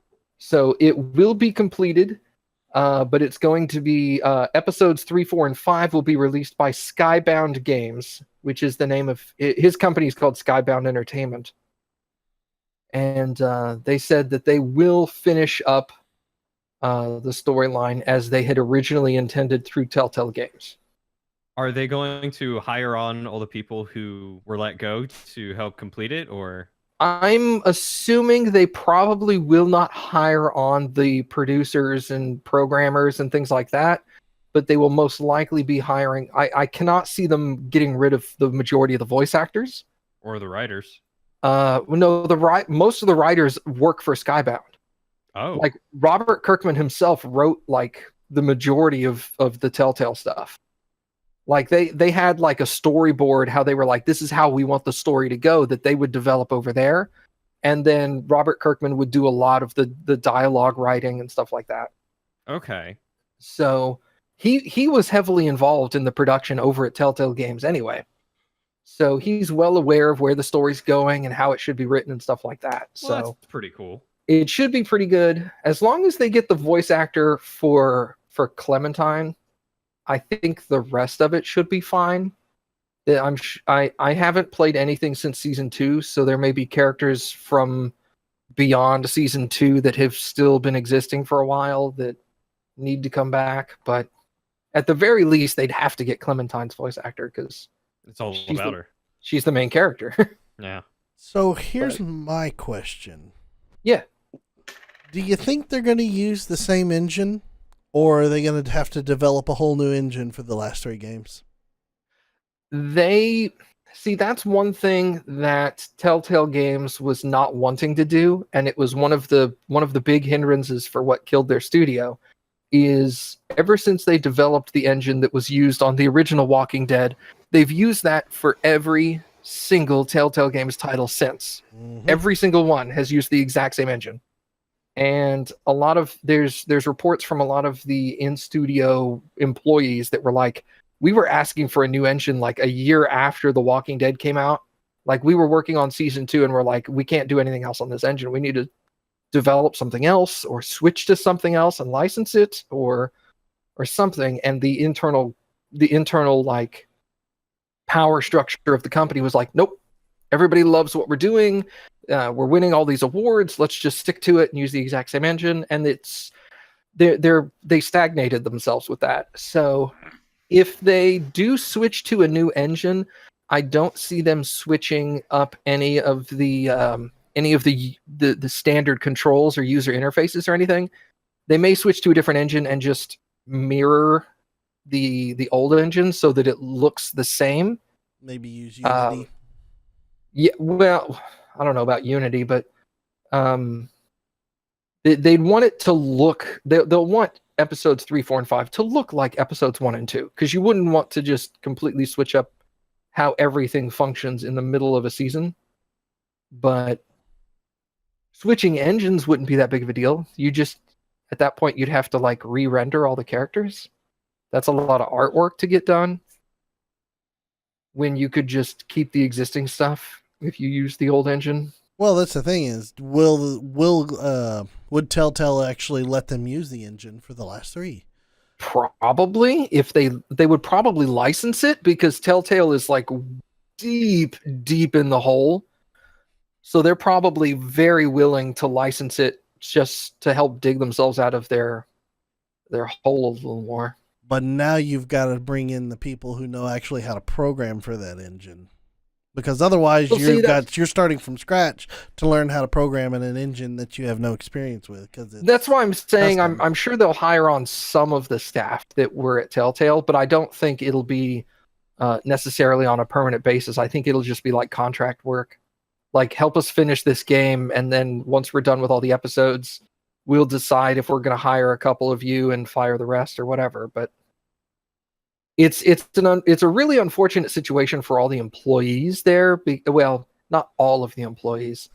A lot of the upper management deserve what they're getting, because they ran the company into the ground is the problem. And I did some research on this between when I heard about it and today before the podcast, and it's basically like they weren't making any real profit on any of their titles, with the exception of the first season of The Walking Dead and the first season of Minecraft. All their other titles were in the red because the production value was too high and they didn't sell enough copies. They may have been winning a bunch of awards, but that doesn't put money in the bank. Yeah.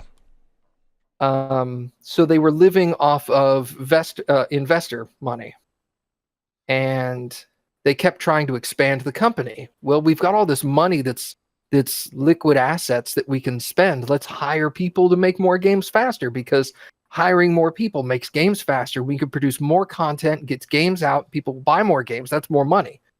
And what they didn't realize is that all these new people, you've got to spend time to train them on this old engine that nobody likes to use anymore, which means the people that already know how to do it have to train the other people. So that puts their work behind. And then the company is not going to move back the release day. So now you're on crunch time. So you're going to try to do a lot of work really, really fast. And that's going to make for a lower quality product and less sales. And it's something that they didn't connect at the time. They were just thinking, we got all this money, let's go. Put the foot on the accelerator and run. Yeah. And they ran really, really fast into a ditch. And it's disappointing, because there's a lot of their titles that I played. I didn't play all of them. Obviously, I played The Walking Dead, I played Wolf Among Us, and I played Game of Thrones. And all of them I really, really loved. But I could tell towards the end that they were just they were driving off of a cliff, because they were just buying up rights to everything. They did Guardians of the Galaxy, and they did Batman, and they did they made Guardians of the Galaxy into a Telltale game. Yeah. You and a lot of people didn't know that. Jeez. And they had like 2 or 3 other really big licensing deals. They were going to get what's the Netflix horror series? American Stranger Horror Things. Oh, Stranger Things. I would consider that horror. Well, it's Thriller. yeah, it's like fantasy thriller. But anyway, they were getting the license to that from Netflix, so they were going to make a Telltale game about Stranger Things. I think they were actually almost finished with that, because Netflix announced that they were going to finish it. Netflix announced that they were finishing the Minecraft portion of their license, but they were killing everything else. Really? Stranger Things was not yet. They had started, but they hadn't gotten very far into it, so they're just killing that. But the Minecraft thing that they were done, they were like 70% done, and they're like, we're going to pay them to finish that. But it's not going to continue after that. It's just going to. Apparently, Netflix had a Minecraft license. Yeah, that's weird. I don't know what was going on with that, but Netflix was licensing their I don't know. They were licensing Minecraft to Telltale Games to make a game for Netflix, and I didn't understand how that was connected, but apparently it was happening. And so they're like, we're making them finish that. But other than that, that's it. And it's disappointing, because a lot of the people there were extremely skilled at what they did. Like, what they did with The Walking Dead was amazing in season 1. It changed a lot of stuff, but then they didn't want to deviate from what worked. They were never going to change that. Every single title since then has been legit. The game is exactly the same, just with different characters and a different story. Other than that, everything else is the same. Mm-hmm. Like the pacing and the general theme. well, not even that. Well, no, the themes and the pacing would change, but like the controls, how you navigated through the world, how you interacted with other characters, the dialogue system, all of that was identical. It was all always story based, and it was all like a four option dialogue choice, and characters would remember your decisions for later in the series so that they could alter their personalities depending on what decisions you made earlier. But it didn't, at a certain point it got old. Mm-hmm. You know, they made like 8 or 9 titles with the exact same setup, and you're like, guys, you got to mix it up a little, because there's no like, there's very little, there's no user interacted action scenes. All the action scenes are scripted. So all you really do is like, what do you want to do? There's a sword and a gun. You click on the sword, he fights with his sword, and the whole thing is scripted. You click on the gun, he fights with the gun, and the whole thing is scripted. And so, I mean, there's very little user interaction on that side of things. It was basically just like you make a few choice decisions throughout the game, and that's it. You're watching a show at that point. And it's interesting, and it fits well with certain things, but it doesn't fit well with others. Like Game of Thrones the story was really good, but it felt like there was almost no action in that game at all. Mm-hmm. And for Game of Thrones, you're like, Game of Thrones is action, man. Mm-hmm. But you didn't do hardly any of it. So I enjoyed it, but I totally understand where a lot of other people would. I agree. Well, it's good to see that they're able to complete some of the things. Yes. Yeah. Sorry that went on into a little bit of a rant, but I got passionate. Passion. I got passionate there for a minute. But regardless, they're going to finish The Walking Dead. That was what the story was. So all the people who are crying about not being able to finish The Walking Dead, your game is being finished. Good to go. You're okay now. I can't wait to make choices that don't change the game ultimately. Speaking of Minecraft, though, real quick, I realized I didn't have Minecraft installed, so I went to go download it. Couldn't log in. I don't know if I ever migrated my Mojang account to the Microsoft Mojang account. It's self-migrated when they bought it, but I didn't sign in to the Microsoft section of Minecraft for like 3 years after they bought it. Mm-hmm. And it took me like 2 days to get logged in because I had to email Microsoft and explain the situation. And they eventually got back to me and gave me my password, and I logged in and all that good stuff. But yeah, you're going to have to contact Microsoft. Yeah, I already sent them an email. I was like, I don't know if I'm using the wrong email, which I doubt I was, or if I don't remember the password, which I don't think that's the case either. I think it's just the fact that it migrated and it's not liking my credentials. When they migrated, they reset everyone. Oh, so that sucks. Yeah, as soon as it migrated, you were supposed to log in and get that reset. And there was like an automated procedure for that for like 2 or 3 months, and then they turned all the automated stuff off and got rid of it. Yeah, well, thankfully, I was able to search my inbox, which I apparently never delete anything, and back from 2010, I still had the purchase email. That doesn't seem like that. That seems like a couple of years after Minecraft came out. It was still in alpha. Really? Yeah.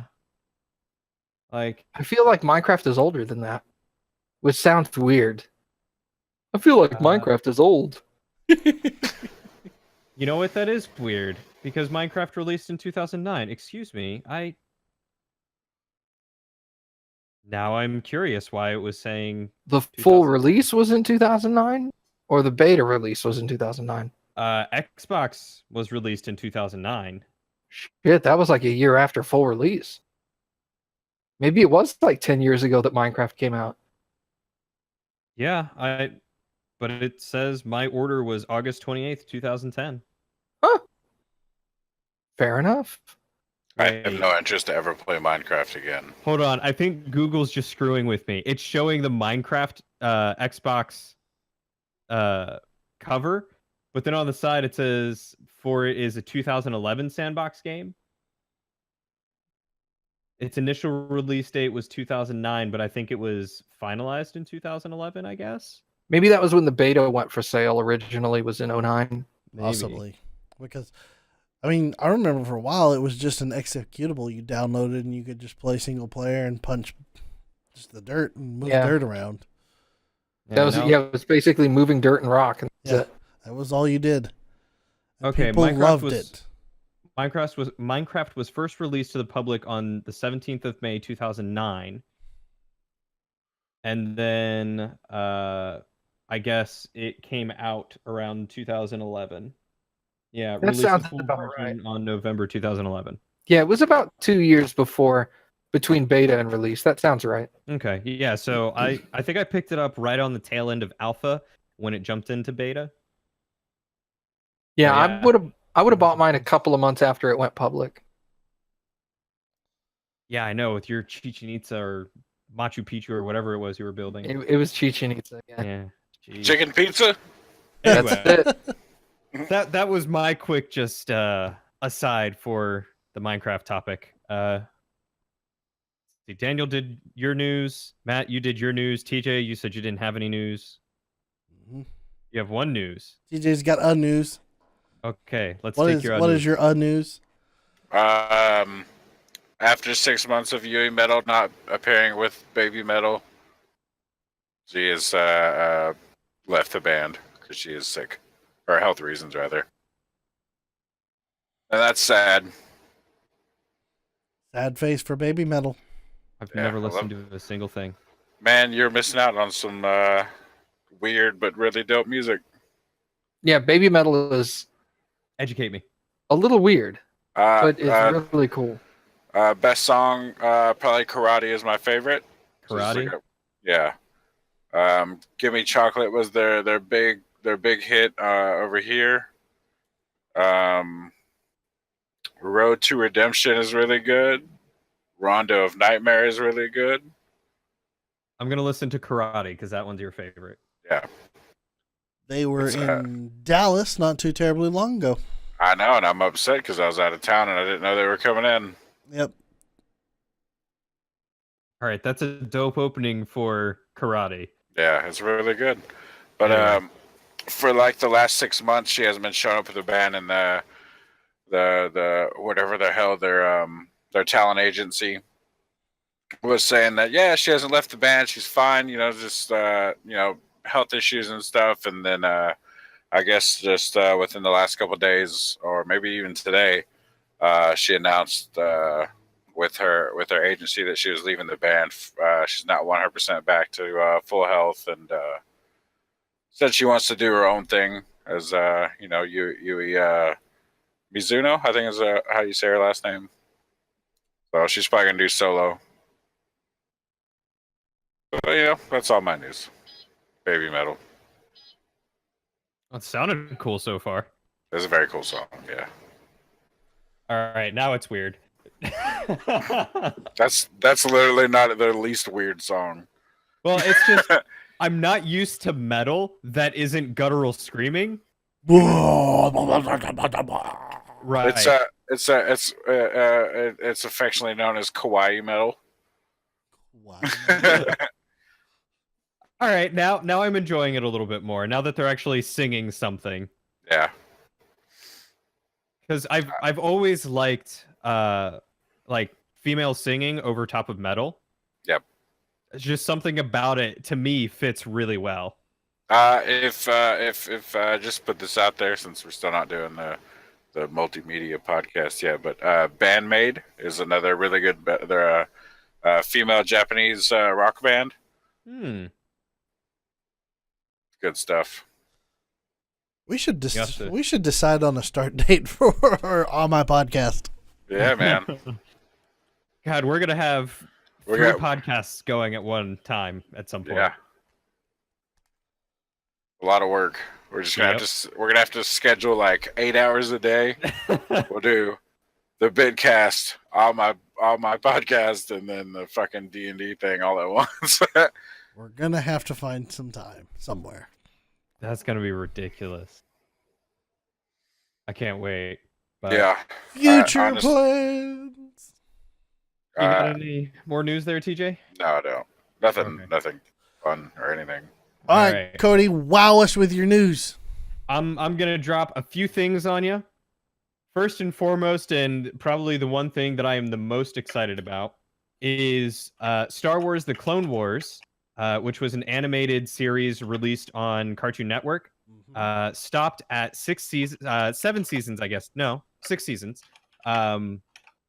Leaving on a awesome cliffhanger on the 5th season, and they're bringing it back for a 7th season, which I think is pretty cool. Wow, Matt. It's in regards to last week. Yep. No, I got it. Okay. But yeah, so I'm very stoked to see that come back because I've been binge watching the show and loving every minute of it. So yeah, so fans of Star Wars: The Clone Wars, season 7's coming out. I think they said November 2019 or just sometime in 2019. I don't know if they gave an exact release date. But apparently it's been like a couple of years. I think the last one was in 2013. So it's been a big gap. The next thing is Google Stream, or their Google's Project Stream is what it's called, which is, you guessed it, a streaming service for gaming. As one would do. Another one. Oh, I hope it's invite only so it just fucking falls on its face again. Currently it is invite only, and that is just for the testing. How do they screw themselves over with all their invite stuff? You know, the only thing that I've noticed that worked well with invite only was Gmail. Gmail was invite only? Mm-hmm. Yes. For like a year. Yeah. Wow. And then it went public. You know, I think I even got an invite for it. That's how I got it. I don't remember who I got the invite from, though. Yeah, I don't remember either. But currently, you can apply for an invite, and if you get it, you have the ability to stream Assassin's Creed Odyssey for free. Oh, that's not bad. Yeah. But that is only available for a limited time. It doesn't. I think the time frame is at least until mid-January. But yeah, so that's something interesting that's coming out. I don't know if their streaming service will always be free. I doubt it will. I'm sure they'll want some kind of subscription base to it. For money. For a second, I thought when you said you could stream Odyssey, I thought that was all they were allowing you to stream. It's like, you can only stream Odyssey. That's all we paid for the rights. Don't fucking play anything else. Yeah, I think that's just all that they have right now is Odyssey. Yep. But a coworker of mine apparently downloaded it on his work computer, and he's got a pretty simple job. Like, I'll put it this way. He deals with the teachers, solely the teachers, basically, on a frequent basis. But aside from that, I don't think he really does too much else. But he basically trains all of the instructors how to use technology, and if they have trouble with technology, they basically go to him. Unless it's like hardware stuff, then they go to us. I thought, is this like we were talking about, like a game streaming? I thought we were talking like a video streaming, like Twitch. Nope. This is game streaming. Okay. By the way, I just signed up. I did too. So we'll see what happens. Yeah, we'll see. But anyway, apparently he, what I was told was he sits in his office playing it on his iMac, and he's got like an office in a back corner in a room where no one can see what he's doing. So he has an iMac? That's what they gave him. Ew. It's the school system. They all have Macs. It's weird. Ew. We have, I think, 2 Macs on our campus. Maybe 3. Are they trash cans? You remember when they're the all-in-ones. They're Macs. Of course they're trash cans. Remember those fucking cough drop when those stupid things come out? No, Multicolored. No, I'm talking legitimate. They made some of the new Mac towers were legitimate. Looked like trash cans. Yeah, it was hilarious. Those are. Yeah. I know the ones you're talking. The black cylinders that are like this big. Yeah. Those are high end. The sad thing is those are high end machines. Yeah, they're pieces of crap. I was about to say, I don't know if they're even still available for purchase. I thought they went to the all-in-one. for They're everything. they're They Apple did. products. I mean, you're paying for an inferior product. You're paying more for an inferior product. You're That's paying fair. for Steve That Jobs. you cannot fix. Yeah.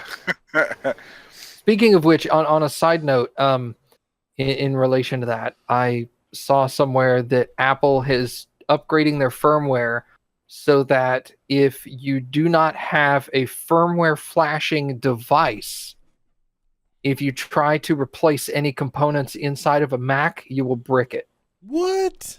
Wow. Even if you try to swap out like RAM, if you try to increase your RAM in a Mac, unless you call an Apple certified vendor that has a RAM a firmware flashing device, you'll brick your Mac. Oh, that's That's ridiculous. seriously I mean, crap. you can then call somebody out if you do it and screw up your Mac. You can call somebody out and they'll reflash your BIOS and then you're good to go. But they're That probably cost about $400 or $500. they're trying to avoid, they're trying to prevent people from working on their own Macs. But pretty soon you're just going to find these ROM writers online for purchase, because you'll have tech guys that work for Mac that'll just sell some online at like double the retail price that Mac sells it to them for. Yeah, their products are obviously perfect, so how dare anyone try to improve on them? You want 8 more gigs of RAM? No. You got to pay a certified vendor like $400 to give you 8 gigs of RAM. That you already purchased. Yeah. And it better be fucking Apple approved, or that shit ain't gonna work, Jam. You know what's crazy is on their phone, on the iPhone, if you replace the home button with a non Apple approved home button, it will break your phone. It's fucking bonkers, man. Maybe So- not break it, but it just makes your phone unusable. You guys got a good alternative to iPhone, because that's currently what I have, Samsung. and I don't like the way that they're going with their products lately. Yeah, dude. The Pixel. I'm a big fan of the Galaxy line. Yeah, I like the Galaxy. I love the Pixel line. It's just too damn expensive. Yeah. Yeah, I that's mean, true. Here's the thing though, like with Android products, if you don't want to go huge flagship models, there's a lot of really great cheaper models that still have a lot of the Yeah. same features. Yeah, And like they the all have more Samsung. than an Apple. Yeah, the Samsung, the one that's right below the Galaxy, has all the exact same features as the Galaxy, but it has like 2 gigs of less RAM, and that's really the only difference. Then you And have, it's like $200 less. you have the HTC. I think the HTC One is like 650, something like that, and it's a really great phone. I think I No. paid $700 for this when it came out. This is the SE. Shitty edition. Actually, it had the better processor and more memory than I think the 6 when it came out. Because Yeah. I think it came out after the 6, but before the 7, and it is smaller. It's not as big as the 6 was. Yeah. And I think it was cheaper. I mean, a lot of people, they don't like them because it's like, there's just too much shit going on with an Android. I'm like, you can fuck around and you can have an operating system that looks exactly like an Apple, and you would just be like, hey, I'm at home. Yeah, and you don't even have to hack it to do that. Yeah. That's pretty cool. Well, I may be talking to you guys in the near future when I need to replace my phone, that is. Right now, I'm looking at replacing my service provider because AT&T, you suck. I agree. Fuck you, AT&T. Seriously, I looked at my phone bill recently. It went up again like 40 cents. Oh, wow. Nice. And this time it was like all tax and stuff like that. But I was like, I am paying almost $80 for 2 gigs of data. Oof. Oh. Wow. Oh. Isn't Verizon 80 gigs for or $80 for unlimited? Yes. Legit. I'm not lying. That's what I have. Granted, I did have rollover data, so if I didn't use anything, it rolled over. But I can only ever have a max of 4 gigs potentially. No. What the fuck? I mean, I don't use that much data to begin with, but still, I'm like, I use this to text people and when I'm on Wi-Fi and or GPS and then music on the road. That's it. Yeah, you got to get away from that. So I went in there and I canceled the warranty that I apparently had on it, which was $13. I think it was $12.99. And right now I'm talking to my parents about them putting me on their Xfinity plan because Xfinity has now released a phone plan where it's $12 for I think 1 gig of data, and then $40 or $45 for unlimited data. Yeah, but Xfinity's new system is also, I think they said their unlimited data plan has no throttling as well. Really? But you pretty have good. but you have to have Xfinity at the house. Yeah. Yep, and they do. So that's the catch there is you have to have Xfinity at the house. How much is And then- Xfinity? Is it worth it just to have that? I mean, if you're getting internet or cable as it is, you're just tacking on like maybe $12 to $40 for your phone. Mhm. I would just like to pay for that service and then have the unlimited without throttle. Like, they'd be like, "Where would you like to?" No, don't send me anything. Just give me the plan plus the phone. We're Well, good. because they don't throttle your home internet, so they're Yeah. basically just they're just charging an extra $40 and then just Adding a line, basically. calling your telephone part of your home internet connection. Yeah. So it's like, duh. And apparently they use Verizon's service network, which I think pretty much all the service networks are relatively on par with each other at this point. You'll have some Except dead for- spots here and there, but Not T-Mobile. Yeah, that's true. I'm sorry, major providers. T-Mobile is the third largest provider. I thought it was AT&T, Verizon, and Sprint. Sprint's smaller than T-Mobile now. Yeah. Yeah. Really? T-Mobile passed them up like 3 years ago. Yeah. That's crazy. I started looking at maps and I was like, "Oh Jesus," because I thought about going with T-Mobile or Sprint, and I had T-Mobile for a while. But unless you're in a major city, you ain't getting shit. Yep. Mm. They don't then, do 'cause- anything for the roads. Yeah, because I go out west. Like I'm pointing. I don't even sure. I'm pointing east right now. I'm fucking retarded. All right. But if you go out west a lot, like I go out into like North Dakota and South Dakota and Eastern Washington and stuff, there's no service out there. I have AT&T. There's no service out there, but Verizon does have service out there. Hmm. So Verizon, if you're going out into weird places, is the best. And then there's everyone else. If you live out in the country, do not get T-Mobile ever. If you live in the city, don't get AT&T because that shit still doesn't work, and I don't understand why. I'm in the middle of Los Angeles with one bar. I'm like, what the fuck? How is this possible? Yeah. For Yeah. as much as I hate Verizon at times because they're weird, and they did a lot of weird bullshit, never ever have I ever had no service. Yeah. Anywhere, always had service. It's weird. I will give AT&T credit when I have service. It's fucking, I've had it where it was 50 megabit download, which is really nice.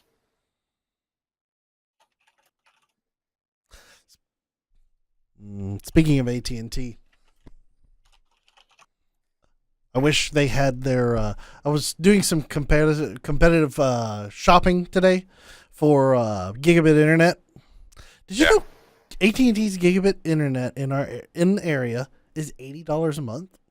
Really? Yes. Wow. What are we paying? What are we paying for sudden shit? Sudden shit is $140. I know Jesus. exactly who you're talking about. Yeah. Y'all have Sudden Link? Yeah. Unfortunately, they were Can you great get for a Comcast? while. Well, see, here's the problem. We can't get the gigabit internet. We can't get AT&T's gigabit internet at the place that we're at right now. They don't drag it out there. They don't have it out here yet. So we only have Can you one get option. Comcast? I didn't think we have Comcast here. No. It's Suddenlink, and Suddenlink is your only choice. It's terrible. They used to be good, and then I don't know. I guess people moved in. Like, oh no, people moved into this ritzy neighborhood. Fuck. Now you have no signal ever again. So, anyway, Cody, you got any more news stories? Yes, sir. The last one that I have is of a new retro console called the Analog. I know what you're talking about.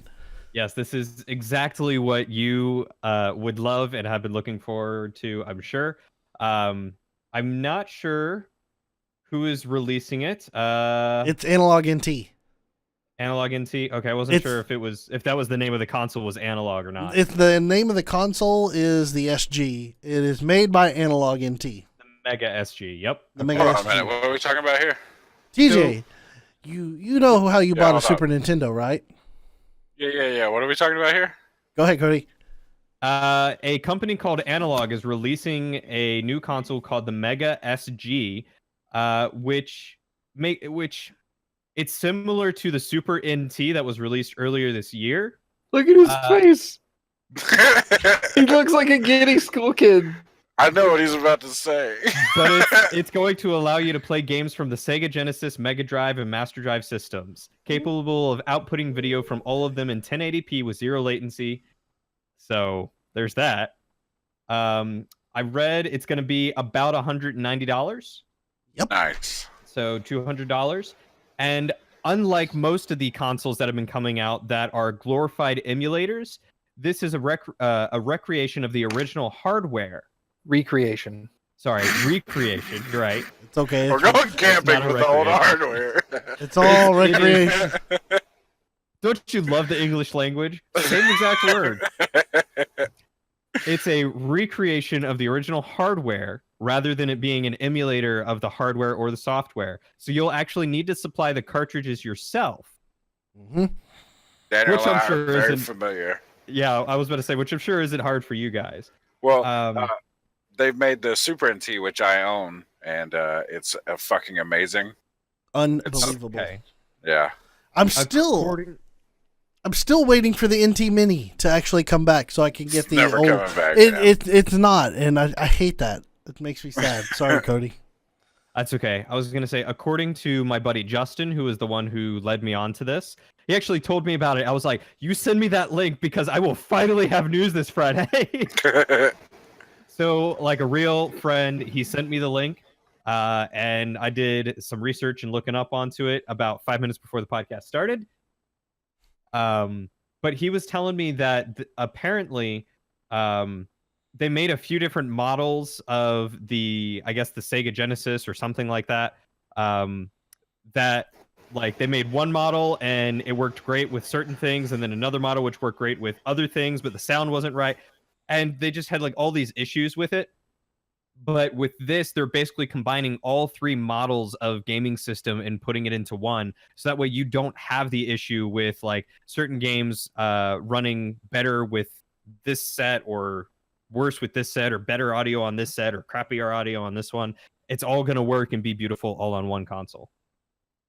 I'm stoked. I can't wait to have it and never use it. By the way, TJ, there is Yeah. a very sick-looking white console that they have. Why are we Oh, not white having any one and a links? black one. We need links here. Someone set us up with some Legend links. I'm still waiting for somebody to release a combo console that's a single console like this one where you have to have the cartridges, but it has slots for NES, SNES, Sega Master System, and N64 all in one box. They have something Oh, similar to that. It's called the Retron 5. Mm. The issue with the Retron 5 is it is a glorified emulator that just once you stick your cartridge in, it dumps the ROM from the cartridge and loads it in. It doesn't actually play from the cartridge. Huh. Yeah. Well, Yeah. I guess you could just take like a modder could just come along and like gut all of those consoles and stick them all into one box. Good. But I like what Analog's doing, honestly. And they are doing it right. They are emulating the original hardware instead of emulating the ROM itself. Yeah. Which, oh my God, it is so beautiful. When you stick this on a high definition screen TV and you actually see the pixels not blurry but smooth to perfection, it is amazing. Apparently, they're also going to be adding some adapters, so that way you can plug a Sega CD or Mega CD SO games. Or I'm sorry, I read SO as like ISO instead of it just being so. But yeah, it says Mega SG is supposed to plug directly into a Sega CD or Mega CD, so games from both can also be output into 1080p as well. Oh my With god. Analog planning to release additional adapters for the rest of the Sega's pre-Saturn hardware, like the Game Gear and Mark III, for $10 each after the console releases. Oh Wow. my god. Just I'm give I'm Jado glad- a nerdgasm. I'm glad you guys are jizzing. I was never a Sega guy, so this isn't super exciting for me, but I'm glad you guys are excited. Well, this is okay. I wasn't a huge Sega fan as well. Okay, I was 100% Nintendo. What I love about this is the fact that they are taking that taking that hardware, updating it to brand new standards, and then putting it out there to where you could take your old cartridges, stick it in there, and play it on high definition TVs. Because I'm one of those people that likes old consoles and old cartridges. I literally have almost every single console that was ever released in this studio right now. So for me, this is it blows my mind and makes me excited because I'm like, I want to see more of this. I want more of this. I want to buy this, but I'm going to behave myself. I just want to interrupt and I want to admonish Analog right now for their website design. Oh yeah, it's not that great anymore. It's black and blue, and it's not good. Like my eyes were like, oh fuck! I just slipped into like the '90s when we had what the hell, Angel Fire. I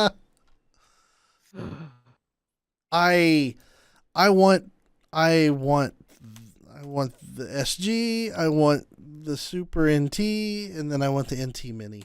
I want all three of them. $189 is not bad Yeah. for that HD replication of the original hardware. I all day long. Now the I think $500. that's what I paid for the Super NT. Yes. And Now for apparently they're... go ahead. Sorry, go on. Oh, I was going to say... You or me?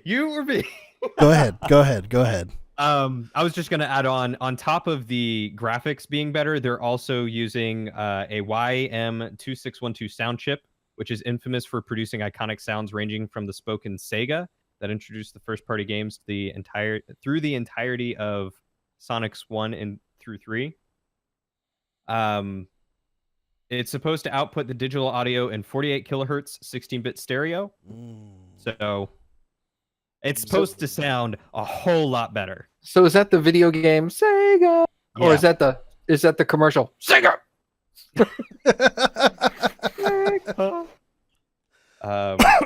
Fun fact, Yeah. 1/8 of a cartridge normally is what was taken up by them saying Sega on each game. 1/8 of the memory. Amazing. 1/8 of the memory was Sega. But that So like 1K, right? TJ, I see what you're talking about. What, the website? Yeah, I was on their homepage. I was like, it doesn't look that bad. Then I saw the menu button. I was like, oh, let's go look at the SG to see if it gives me any more information. And it's just, here, you know what? I can actually... Share your screen here. Yep. Oh no. This shouldn't mess anything up. No, it'll pop up. I gotta tell you the. Oh my god, Yeah, that's terrible. yeah. I mean, What are I they get. thinking? What's crazy is like when it loaded on my phone, it did it real slow, so it was just like blue, like harsh blue, and then black text. I was like, who the fuck approved this design? Yeah. See, this isn't so bad. I thought maybe he was talking about like this in the corner and it looked weird on mobile. And then I just went here and clicked on this and scrolled down and went, oh. Yeah, black text on a blue black background does not look good. Brr, brr, brr. No. Especially See- when you've got something else obstructing it in the background.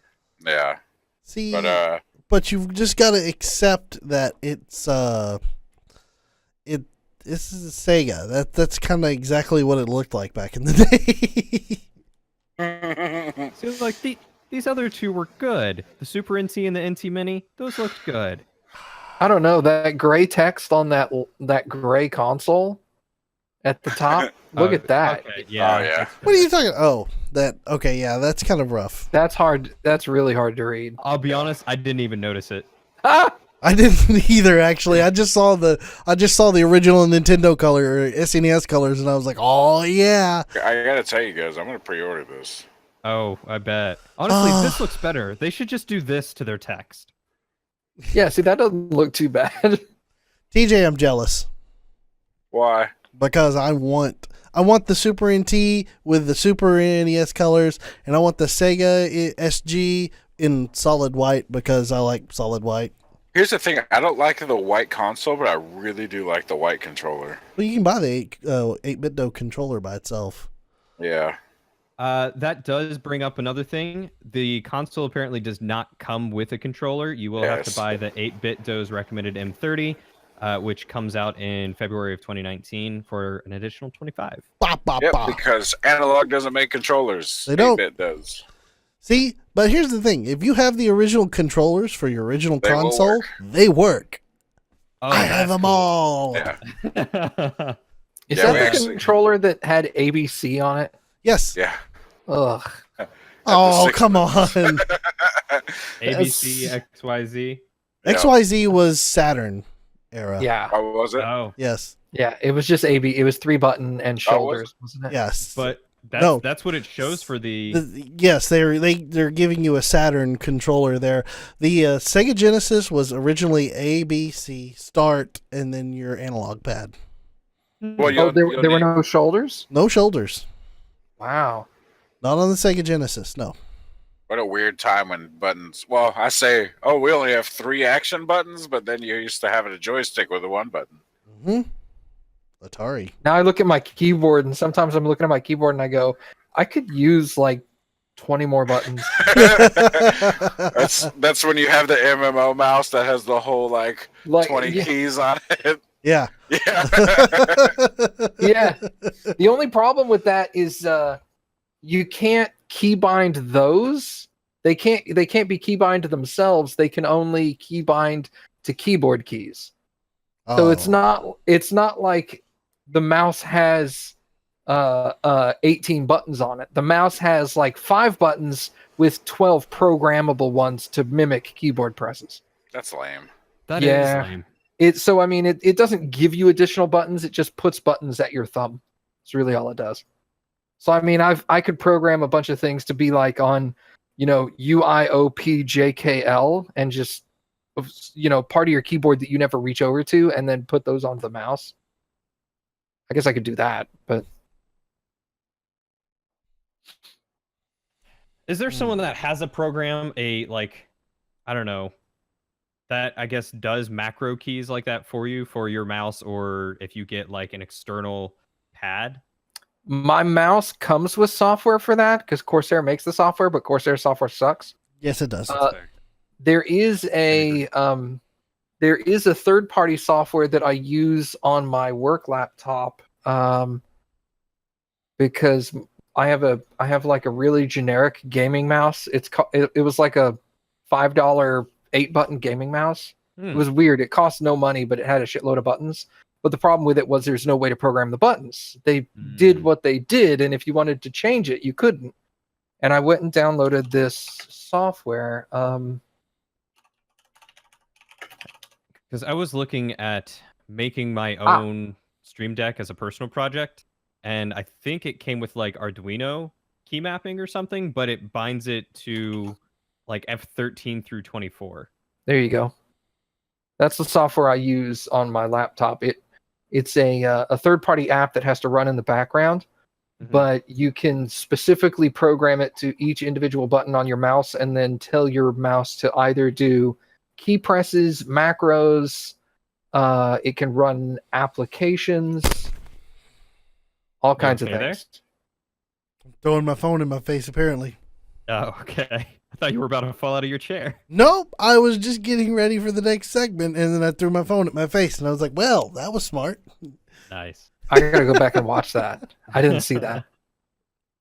But yeah, download that software and play. It's not the most straightforward software. It takes a little bit of finagling to get it programmed right. But it works great, and it takes up like no RAM.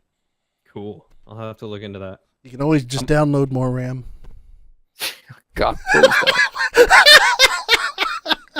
don't.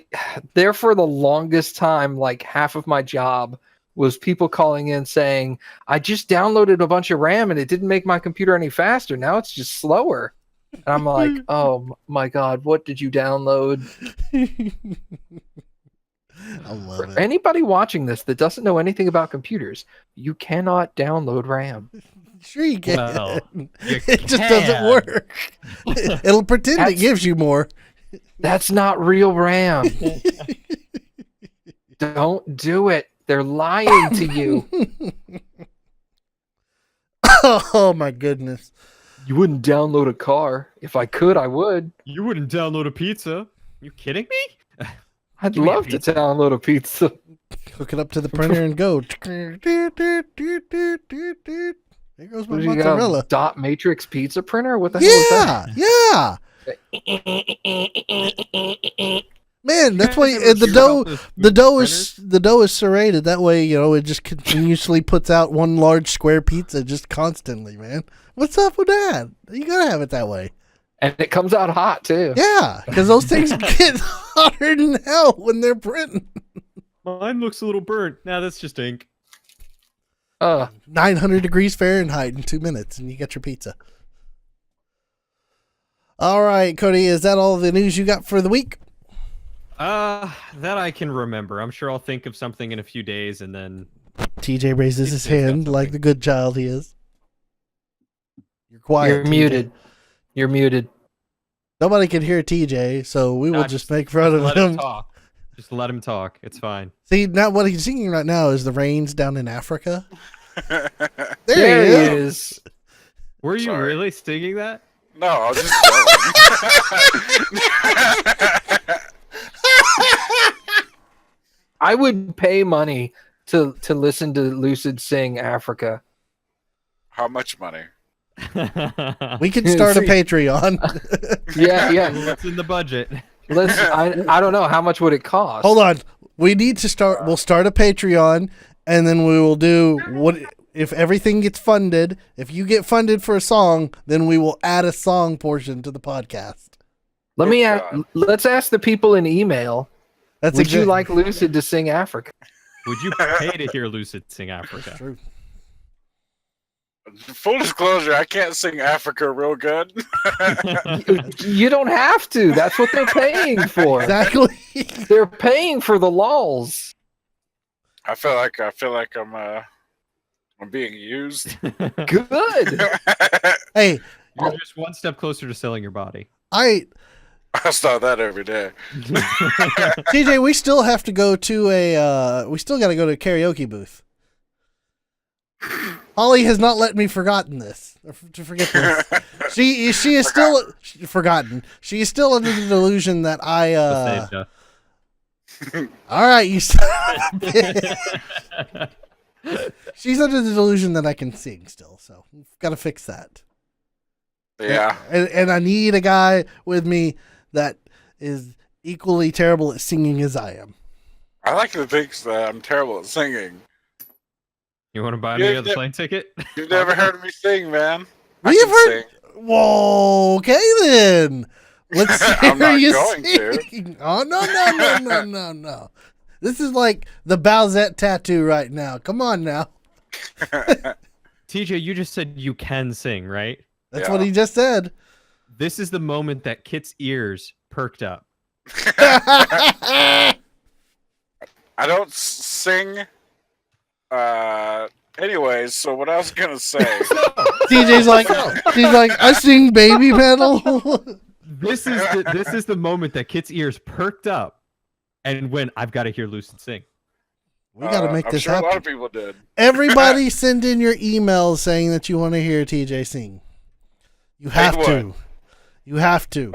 You're No, I'm not gonna- contractually obligated. Okay, now TJ, what were you going to say? Soul Calibur 5 is out. I would hope so. Yeah. You mean Soul You mean Calibur Soul- 6? 6. Sorry, 6. That was a couple years ago, man. That's why I'm like, A lot of years I ago, hope it's actually. already out. I was just looking at it. I don't know why. I was like, there's a V in there. That's 5, right? We're gonna have to play Soul Calibur. Yeah. I really need to get some Raphael practice in.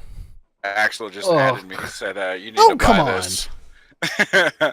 Axel said, you need to buy this and start practicing. Little does he know. He is Raphael is correct. terrible. Don't judge. I love playing as I love it. Raphael. Literally hate playing against Raphael. Raphael and Ivy are my 2 least favorite people to play against. Voldo, man, come on. I have Voldo too, but he's like the fucking Yoshimitsu of Soul Calibur. That guy's a nightmare, He is. but he is not Nightmare. Nope. That's somebody else. Who's the big dude with the giant eyeball in the middle of his chest or something? Like a Nightmare. giant... No, Yeah. no. There's another dude that has like a giant No, red that's, thing. that's Nightmare. I'm thinking of somebody else. Nightmare's the one with the Oh. giant like growth on his arm. There's Astaroth, who has the big dude with a big ass axe / hammer, which I guess is a maul technically.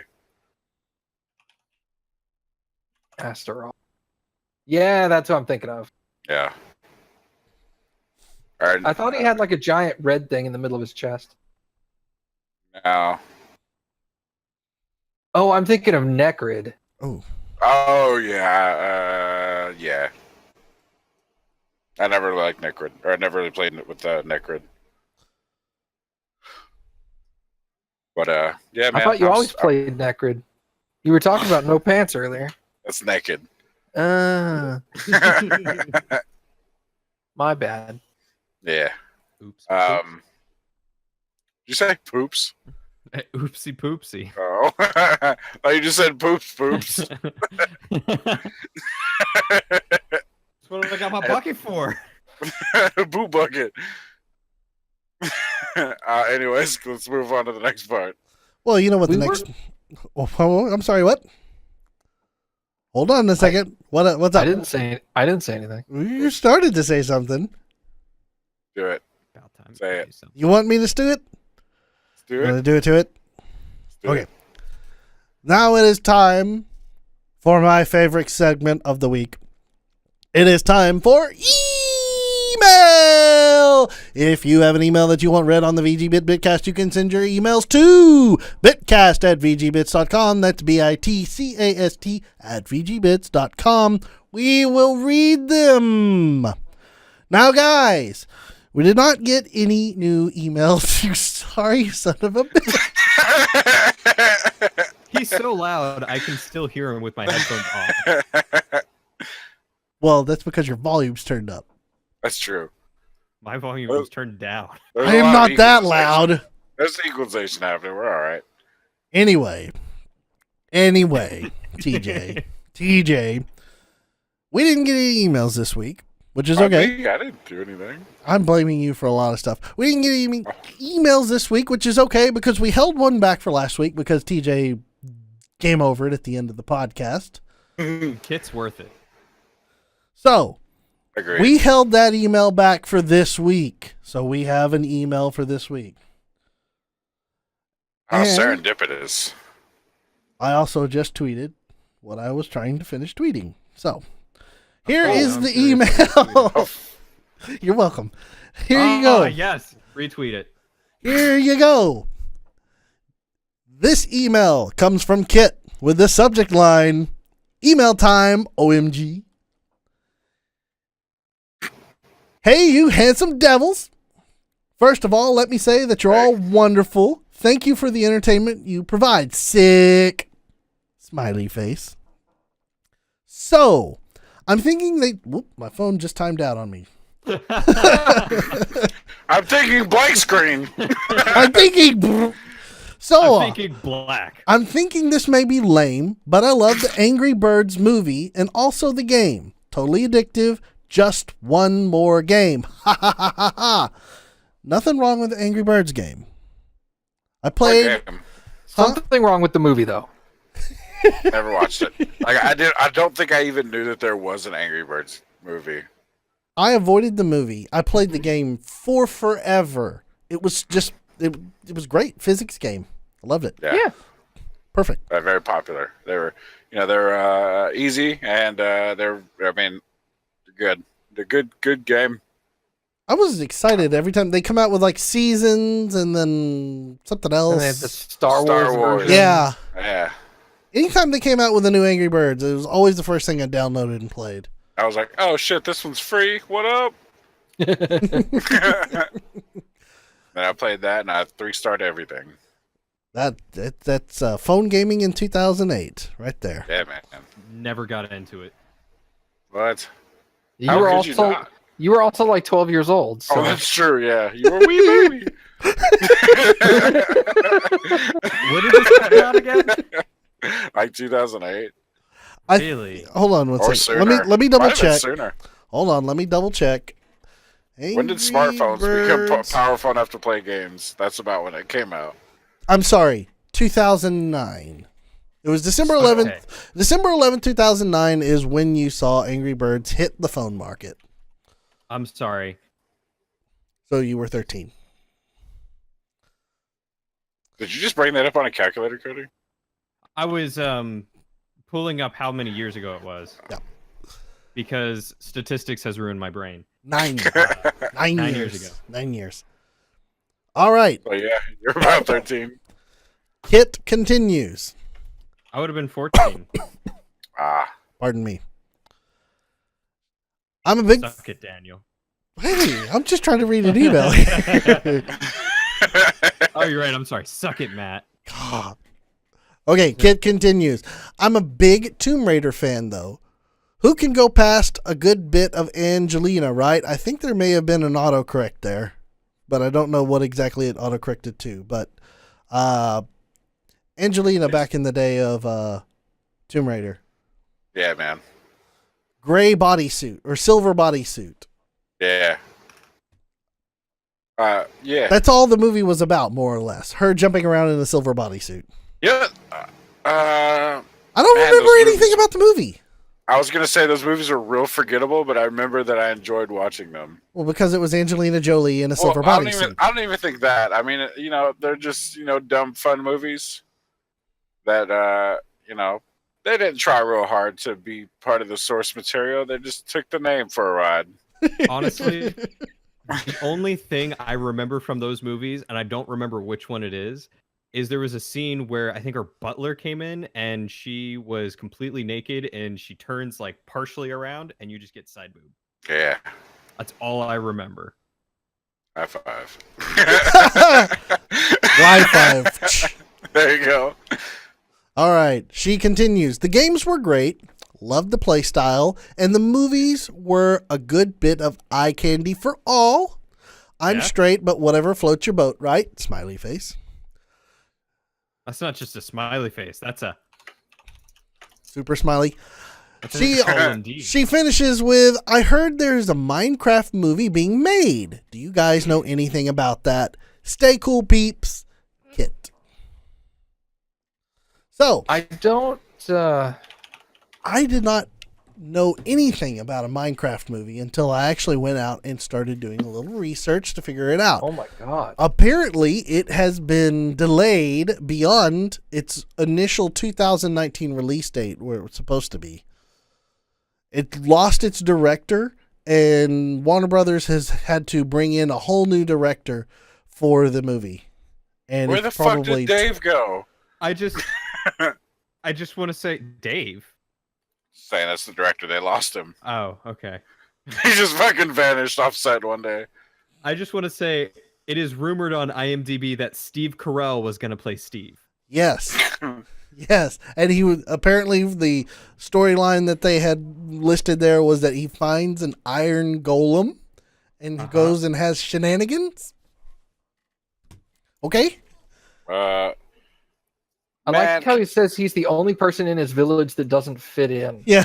I'm like, that doesn't match with Minecraft at all, unless they're going to have everybody in the village look like the villagers from Minecraft. Yep. Yeah. And so he has a standard human face. I will voice them. We're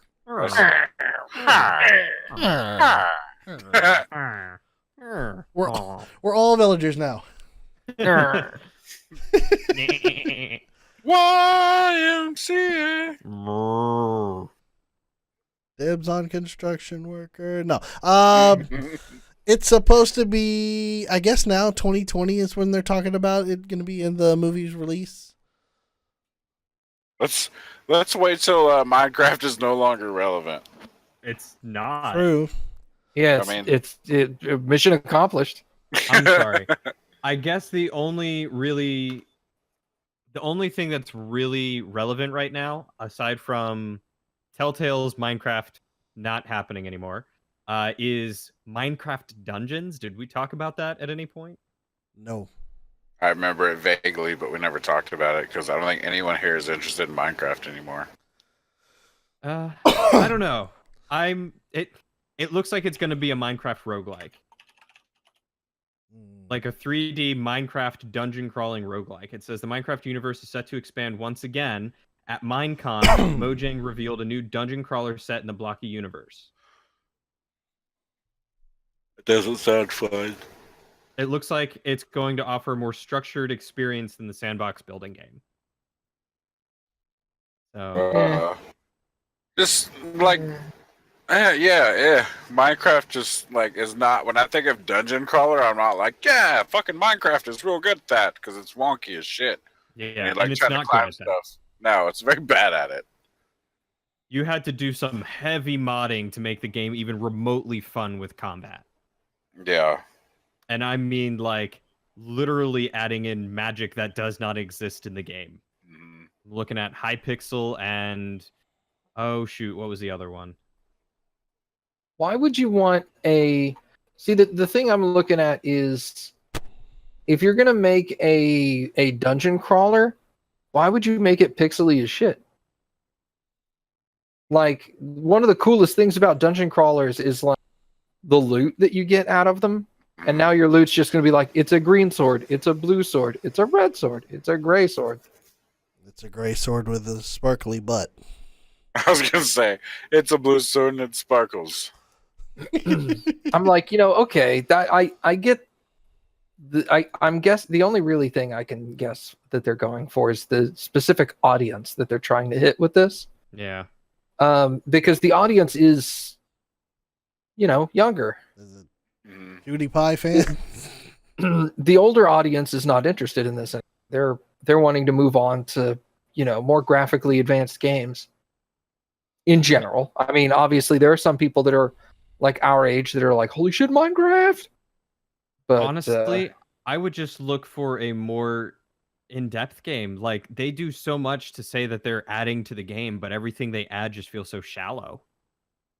yeah, it's just something else in the background that Yeah. you don't interact with at all. Mm-hmm. We added undersea monsters and shit's under the water now, so you finally have a reason to have water on your planet. I never What's go that? swimming. Bitch, I got a boat. I can't build castles out of here. Yeah, I don't know. Like, I'm interested to see if they start setting up lore essentially with Minecraft Dungeons, or if it's going to be just a roguelike, if it's going to be completely bare. But I've always enjoyed like running or jumping on servers that have like huge expansive like castles and kingdoms and stuff, like the Hypixel MMO server that they set up. And I can't remember what the other one was, but that one was a lot of fun too. Like that sort of thing I'd be interested to see. I enjoyed doing that. So we'll see how this goes. You know what my favorite thing to do in Minecraft was? And me and Michael did this.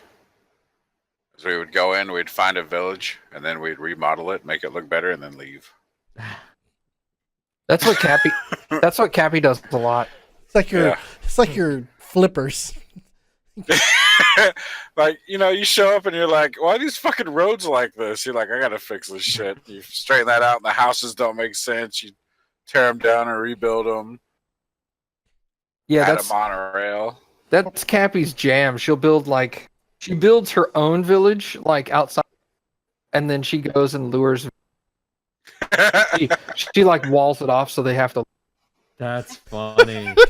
But that way her villages look fucking badass because she goes like to the nines. Yeah, I guess Michael might still have it, but we built a really badass town, and then it just kind of got off the rails, like out of hand because of one-upsmanship.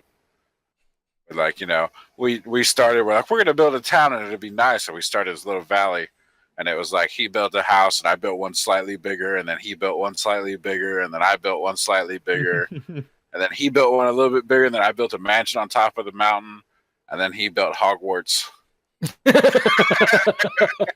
And you're like, I'm good. DJ's like, I built the Sears Tower. At that point, I just helped him. All this conversation, and it just suddenly, I don't know why. Something from back a long time ago when I used to play. What was the question in the email, actually? Because I think we skipped over that. Minecraft movie. Have you heard anything about it? Unfortunately, 2024 probably. It's been in the works since 2014.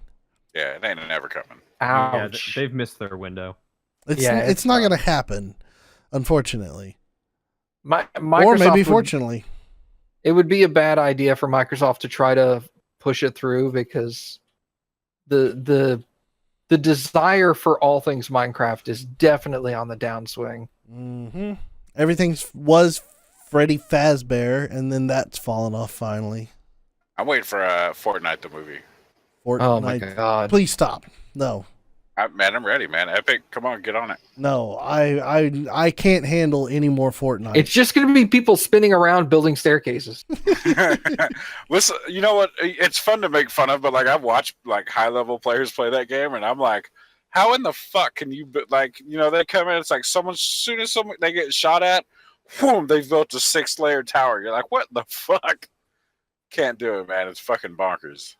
No. See, I've considered even picking up Fortnite to play with friends just on occasion because, it's another battle royale. They play it. I'm like, why not? I'll try it out. I don't think I could do it, man. It's bonkers, dude. To me, it's just not fun. Yeah. Like, I go in to play a shooter. I'm here to shoot. I'm not here to sort of play Rust. Like, I will say this. Growing up in the gaming industry and watching, like, I enjoy first-person shooter games, but I've never been really into like the hardcore, like Battlefield, Call of Duty type stuff. Yeah. But Halo was the best. I didn't like Halo either. But I have to say, for the longest time, I was a huge like Call of Duty is garbage. Yeah. Just because it's like, I don't know. I just thought Call of Duty was the worst thing ever made. Mm-hmm. And then I've been watching streamers play the new Call of Duty Blackout, Yeah. the Battle whatever Royale. it's called. Thank you. The Battle Royale mode. Yeah. And I'm like, holy shit, this is like the coolest shit I've seen in a long ass time. It's really good. I think Michael mentioned it on the podcast I wasn't on that he played it and didn't mention that I played with him. You asshole. But me, Michael, and some other people we played, and it's actually really, really, really good. It's if you liked PUBG, it's PUBG mixed with Call of Duty. It's got that same arcadey, fast pace. What's up, buddy? That was not TJ fapping. That was some fast pace right there. One and done. Oh, hold on a minute. Okay, Now sorry. he's looking at his crotch. That didn't help. Nope. Nailed it. All right, I'm gonna start. Okay, go ahead and finish up, DJ. Well, I just fit. It's very fun. It's fast paced. It's smoother than PUBG. Oh yeah. It's just more fun. Plus the vehicles are better. It's a damn good game, and I recommend if you're into battle royales, then playing Blackout is worth it. All right.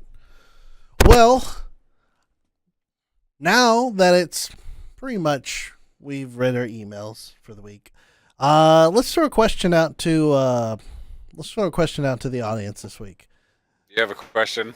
Well, next week is going to be pretty much kind of our Halloween episode because the following weekend after that is November 2nd, and it's just taboo to do Halloween after Halloween.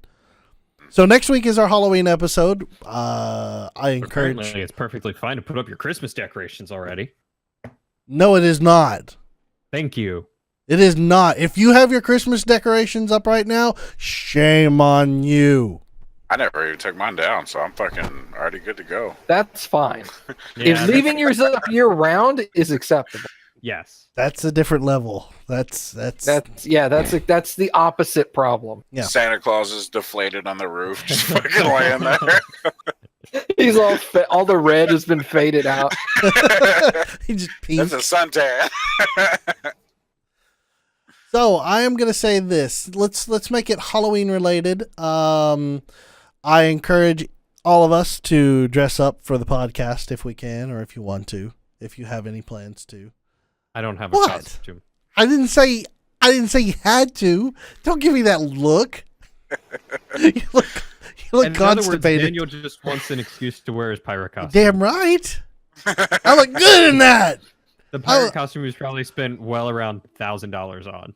I'm Pretty gonna. close. Are you I'm gonna dress wait, up wait, wait, like wait, a. wait. You think that costume cost $1,000? I said well around. Oh no, try I mean- again, son. Sorry, Okay. $2,000. No, keep going. I'm gonna break it down for you. That hat cost what? 200, 300. 300. And his The boots were boot- like 800, weren't boots they? are The boots 800. were fucking The boots were fucking bonkers. The boots were The coat- 800. The coat was 700. Yeah, Jesus Christ! yeah. Man, it's all leather too. I'll show up next week. I will be in costume, and I will come as a streamer, You're gonna come as a streamer. as a video game streamer. You know, okay. Killing it. Hold on. I'm going to come as a stressed out college student. There is Ah! there is legitimately a YouTube personality costume that is out there. It is being sold by golly, who is it? It's one of those cheesy ass stores. Oh. Spirit, Halloween Spirit or Part- whatever. Party Spirit. City. Something of that nature. I can't remember what it was, but it is literally like a trashy tube top and yoga pants. It's for a girl. And I'm then gonna a go buy blonde this wig. outfit. I will fucking wear this outfit. And it has a blonde wig. Let me see if I can find it right quick. All it's missing is fake boobs, so that way you can have the cleavage for it. Lucky for everyone, I got real boobs. You're not far off there either. I've seen some. I'm gonna be a cam girl. It depends on never mind. I'm not going there. Let's not go there. I went as a girl for Halloween once. Yeah. Yeah, Yeah, he was a very pretty girl. it was very strange because I had a shirt with like really deep cleavage Yeah. and like my chest hair was sticking out. But I walked around with a purse, and in the purse it was full of blow pops. So I walked around handing out blow pops all night long. Hey boys, you want a blow pop? I'll give you something to blow. Oh goodness. Anyway, And just like that, we went up a rating. Okay. That's all it is. So Halloween related question. Favorite scary movie? I want to make it a two-parter. Okay, what's your second part? Favorite scary game.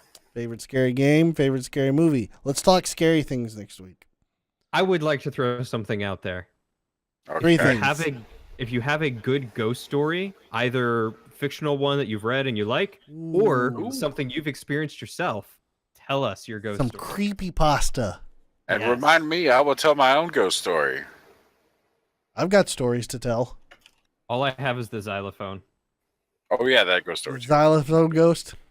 That's fucking middle of the afternoon ghost story. Like, I he don't give a shit. I hate to burst your bubble. don't, man. Did you find it? I know what the xylophone ghost was. The fucking ice cream truck. It was the ice cream truck. There was no ice cream truck outside. It was like a It was couple a streets week over. over. It was a street over. You can hear it. Like I've heard it. Yeah. Cody's xylophone ghost. That's okay. There's still the Indian ghost story that I can. Well, now I'm just Dude. pissed that he didn't bring me ice cream. It did not come down our street. Dick. You asked those questions, and immediately I was all like, I know my answers. Nice. We will have to wait until next week, though, when it's closer to Halloween. Okay. So, send in your emails for TJ singing. Right now, the popular song that we want to hear him sing is Africa. TJ. God bless the rains down in Africa. Ooh, so. See, this is good enough. Somewhere. You just have to do the whole song. Oh God, the whole song. Dude. Send in your emails for You your can have the scary lyrics in stuff. front. If people want me to sing, my PayPal link is lucidburrito@gmail.com. No. Gotta be for the no. This is for the podcast. This is for the site. It'll go into the podcast. I'm raising money for Wirecast. We will start a Patreon for all of TJ singing. He will. Oh my God. He will sing for everyone. Anyway, send in your emails for your scary stories, your scary games, your scary movies. We want to hear about that next week. And TJ will scare us with singing. So I guess I'm that's gonna scare be... you all with my face. Oh, sad face. Oh. All right, Hank Hill. Whoa! Whoa. No, Damn it, Bobby. that's a dangerous road to go down. So I'm gonna go ahead and end it here, guys. Thanks so much for joining me. You're welcome. Everybody is just so nonchalant about it. They're like, whatever. I'm like- Thanks for joining me. like- I didn't have anything else to do. It's like Daniel browbeats us every week to come to the podcast and have some fun and spend 3 hours talking. The whole if you're part of our Discord, which hey, if you're here right now still for whatever fucking reason, cool, thanks. But hit us We up on appreciate Twitter. you. More More than Daniel appreciates us. You can join our Discord where you'll see the mod chat. And in that mod room is where Daniel's like, who the fuck is showing up? If you don't show up, I'm firing everybody. I'm gonna burst your bubble.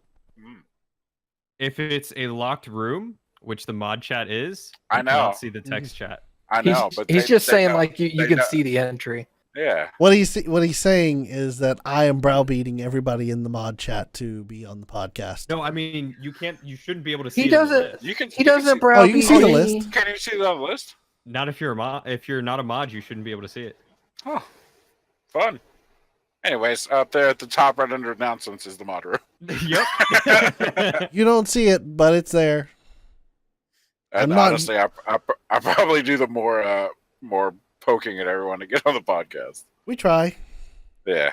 We appreciate everybody being on the podcast. We appreciate everybody listening to the podcast. We appreciate being here. It is so much fun, and it's 3 hours long. Yeah. Thank you for being there. Woo! Thank you for loving me. And thank you all for showing up. 11 more episodes to 1 year, guys. We will see you next week on the Bitcast for Halloween, I guess. I guess. Bye.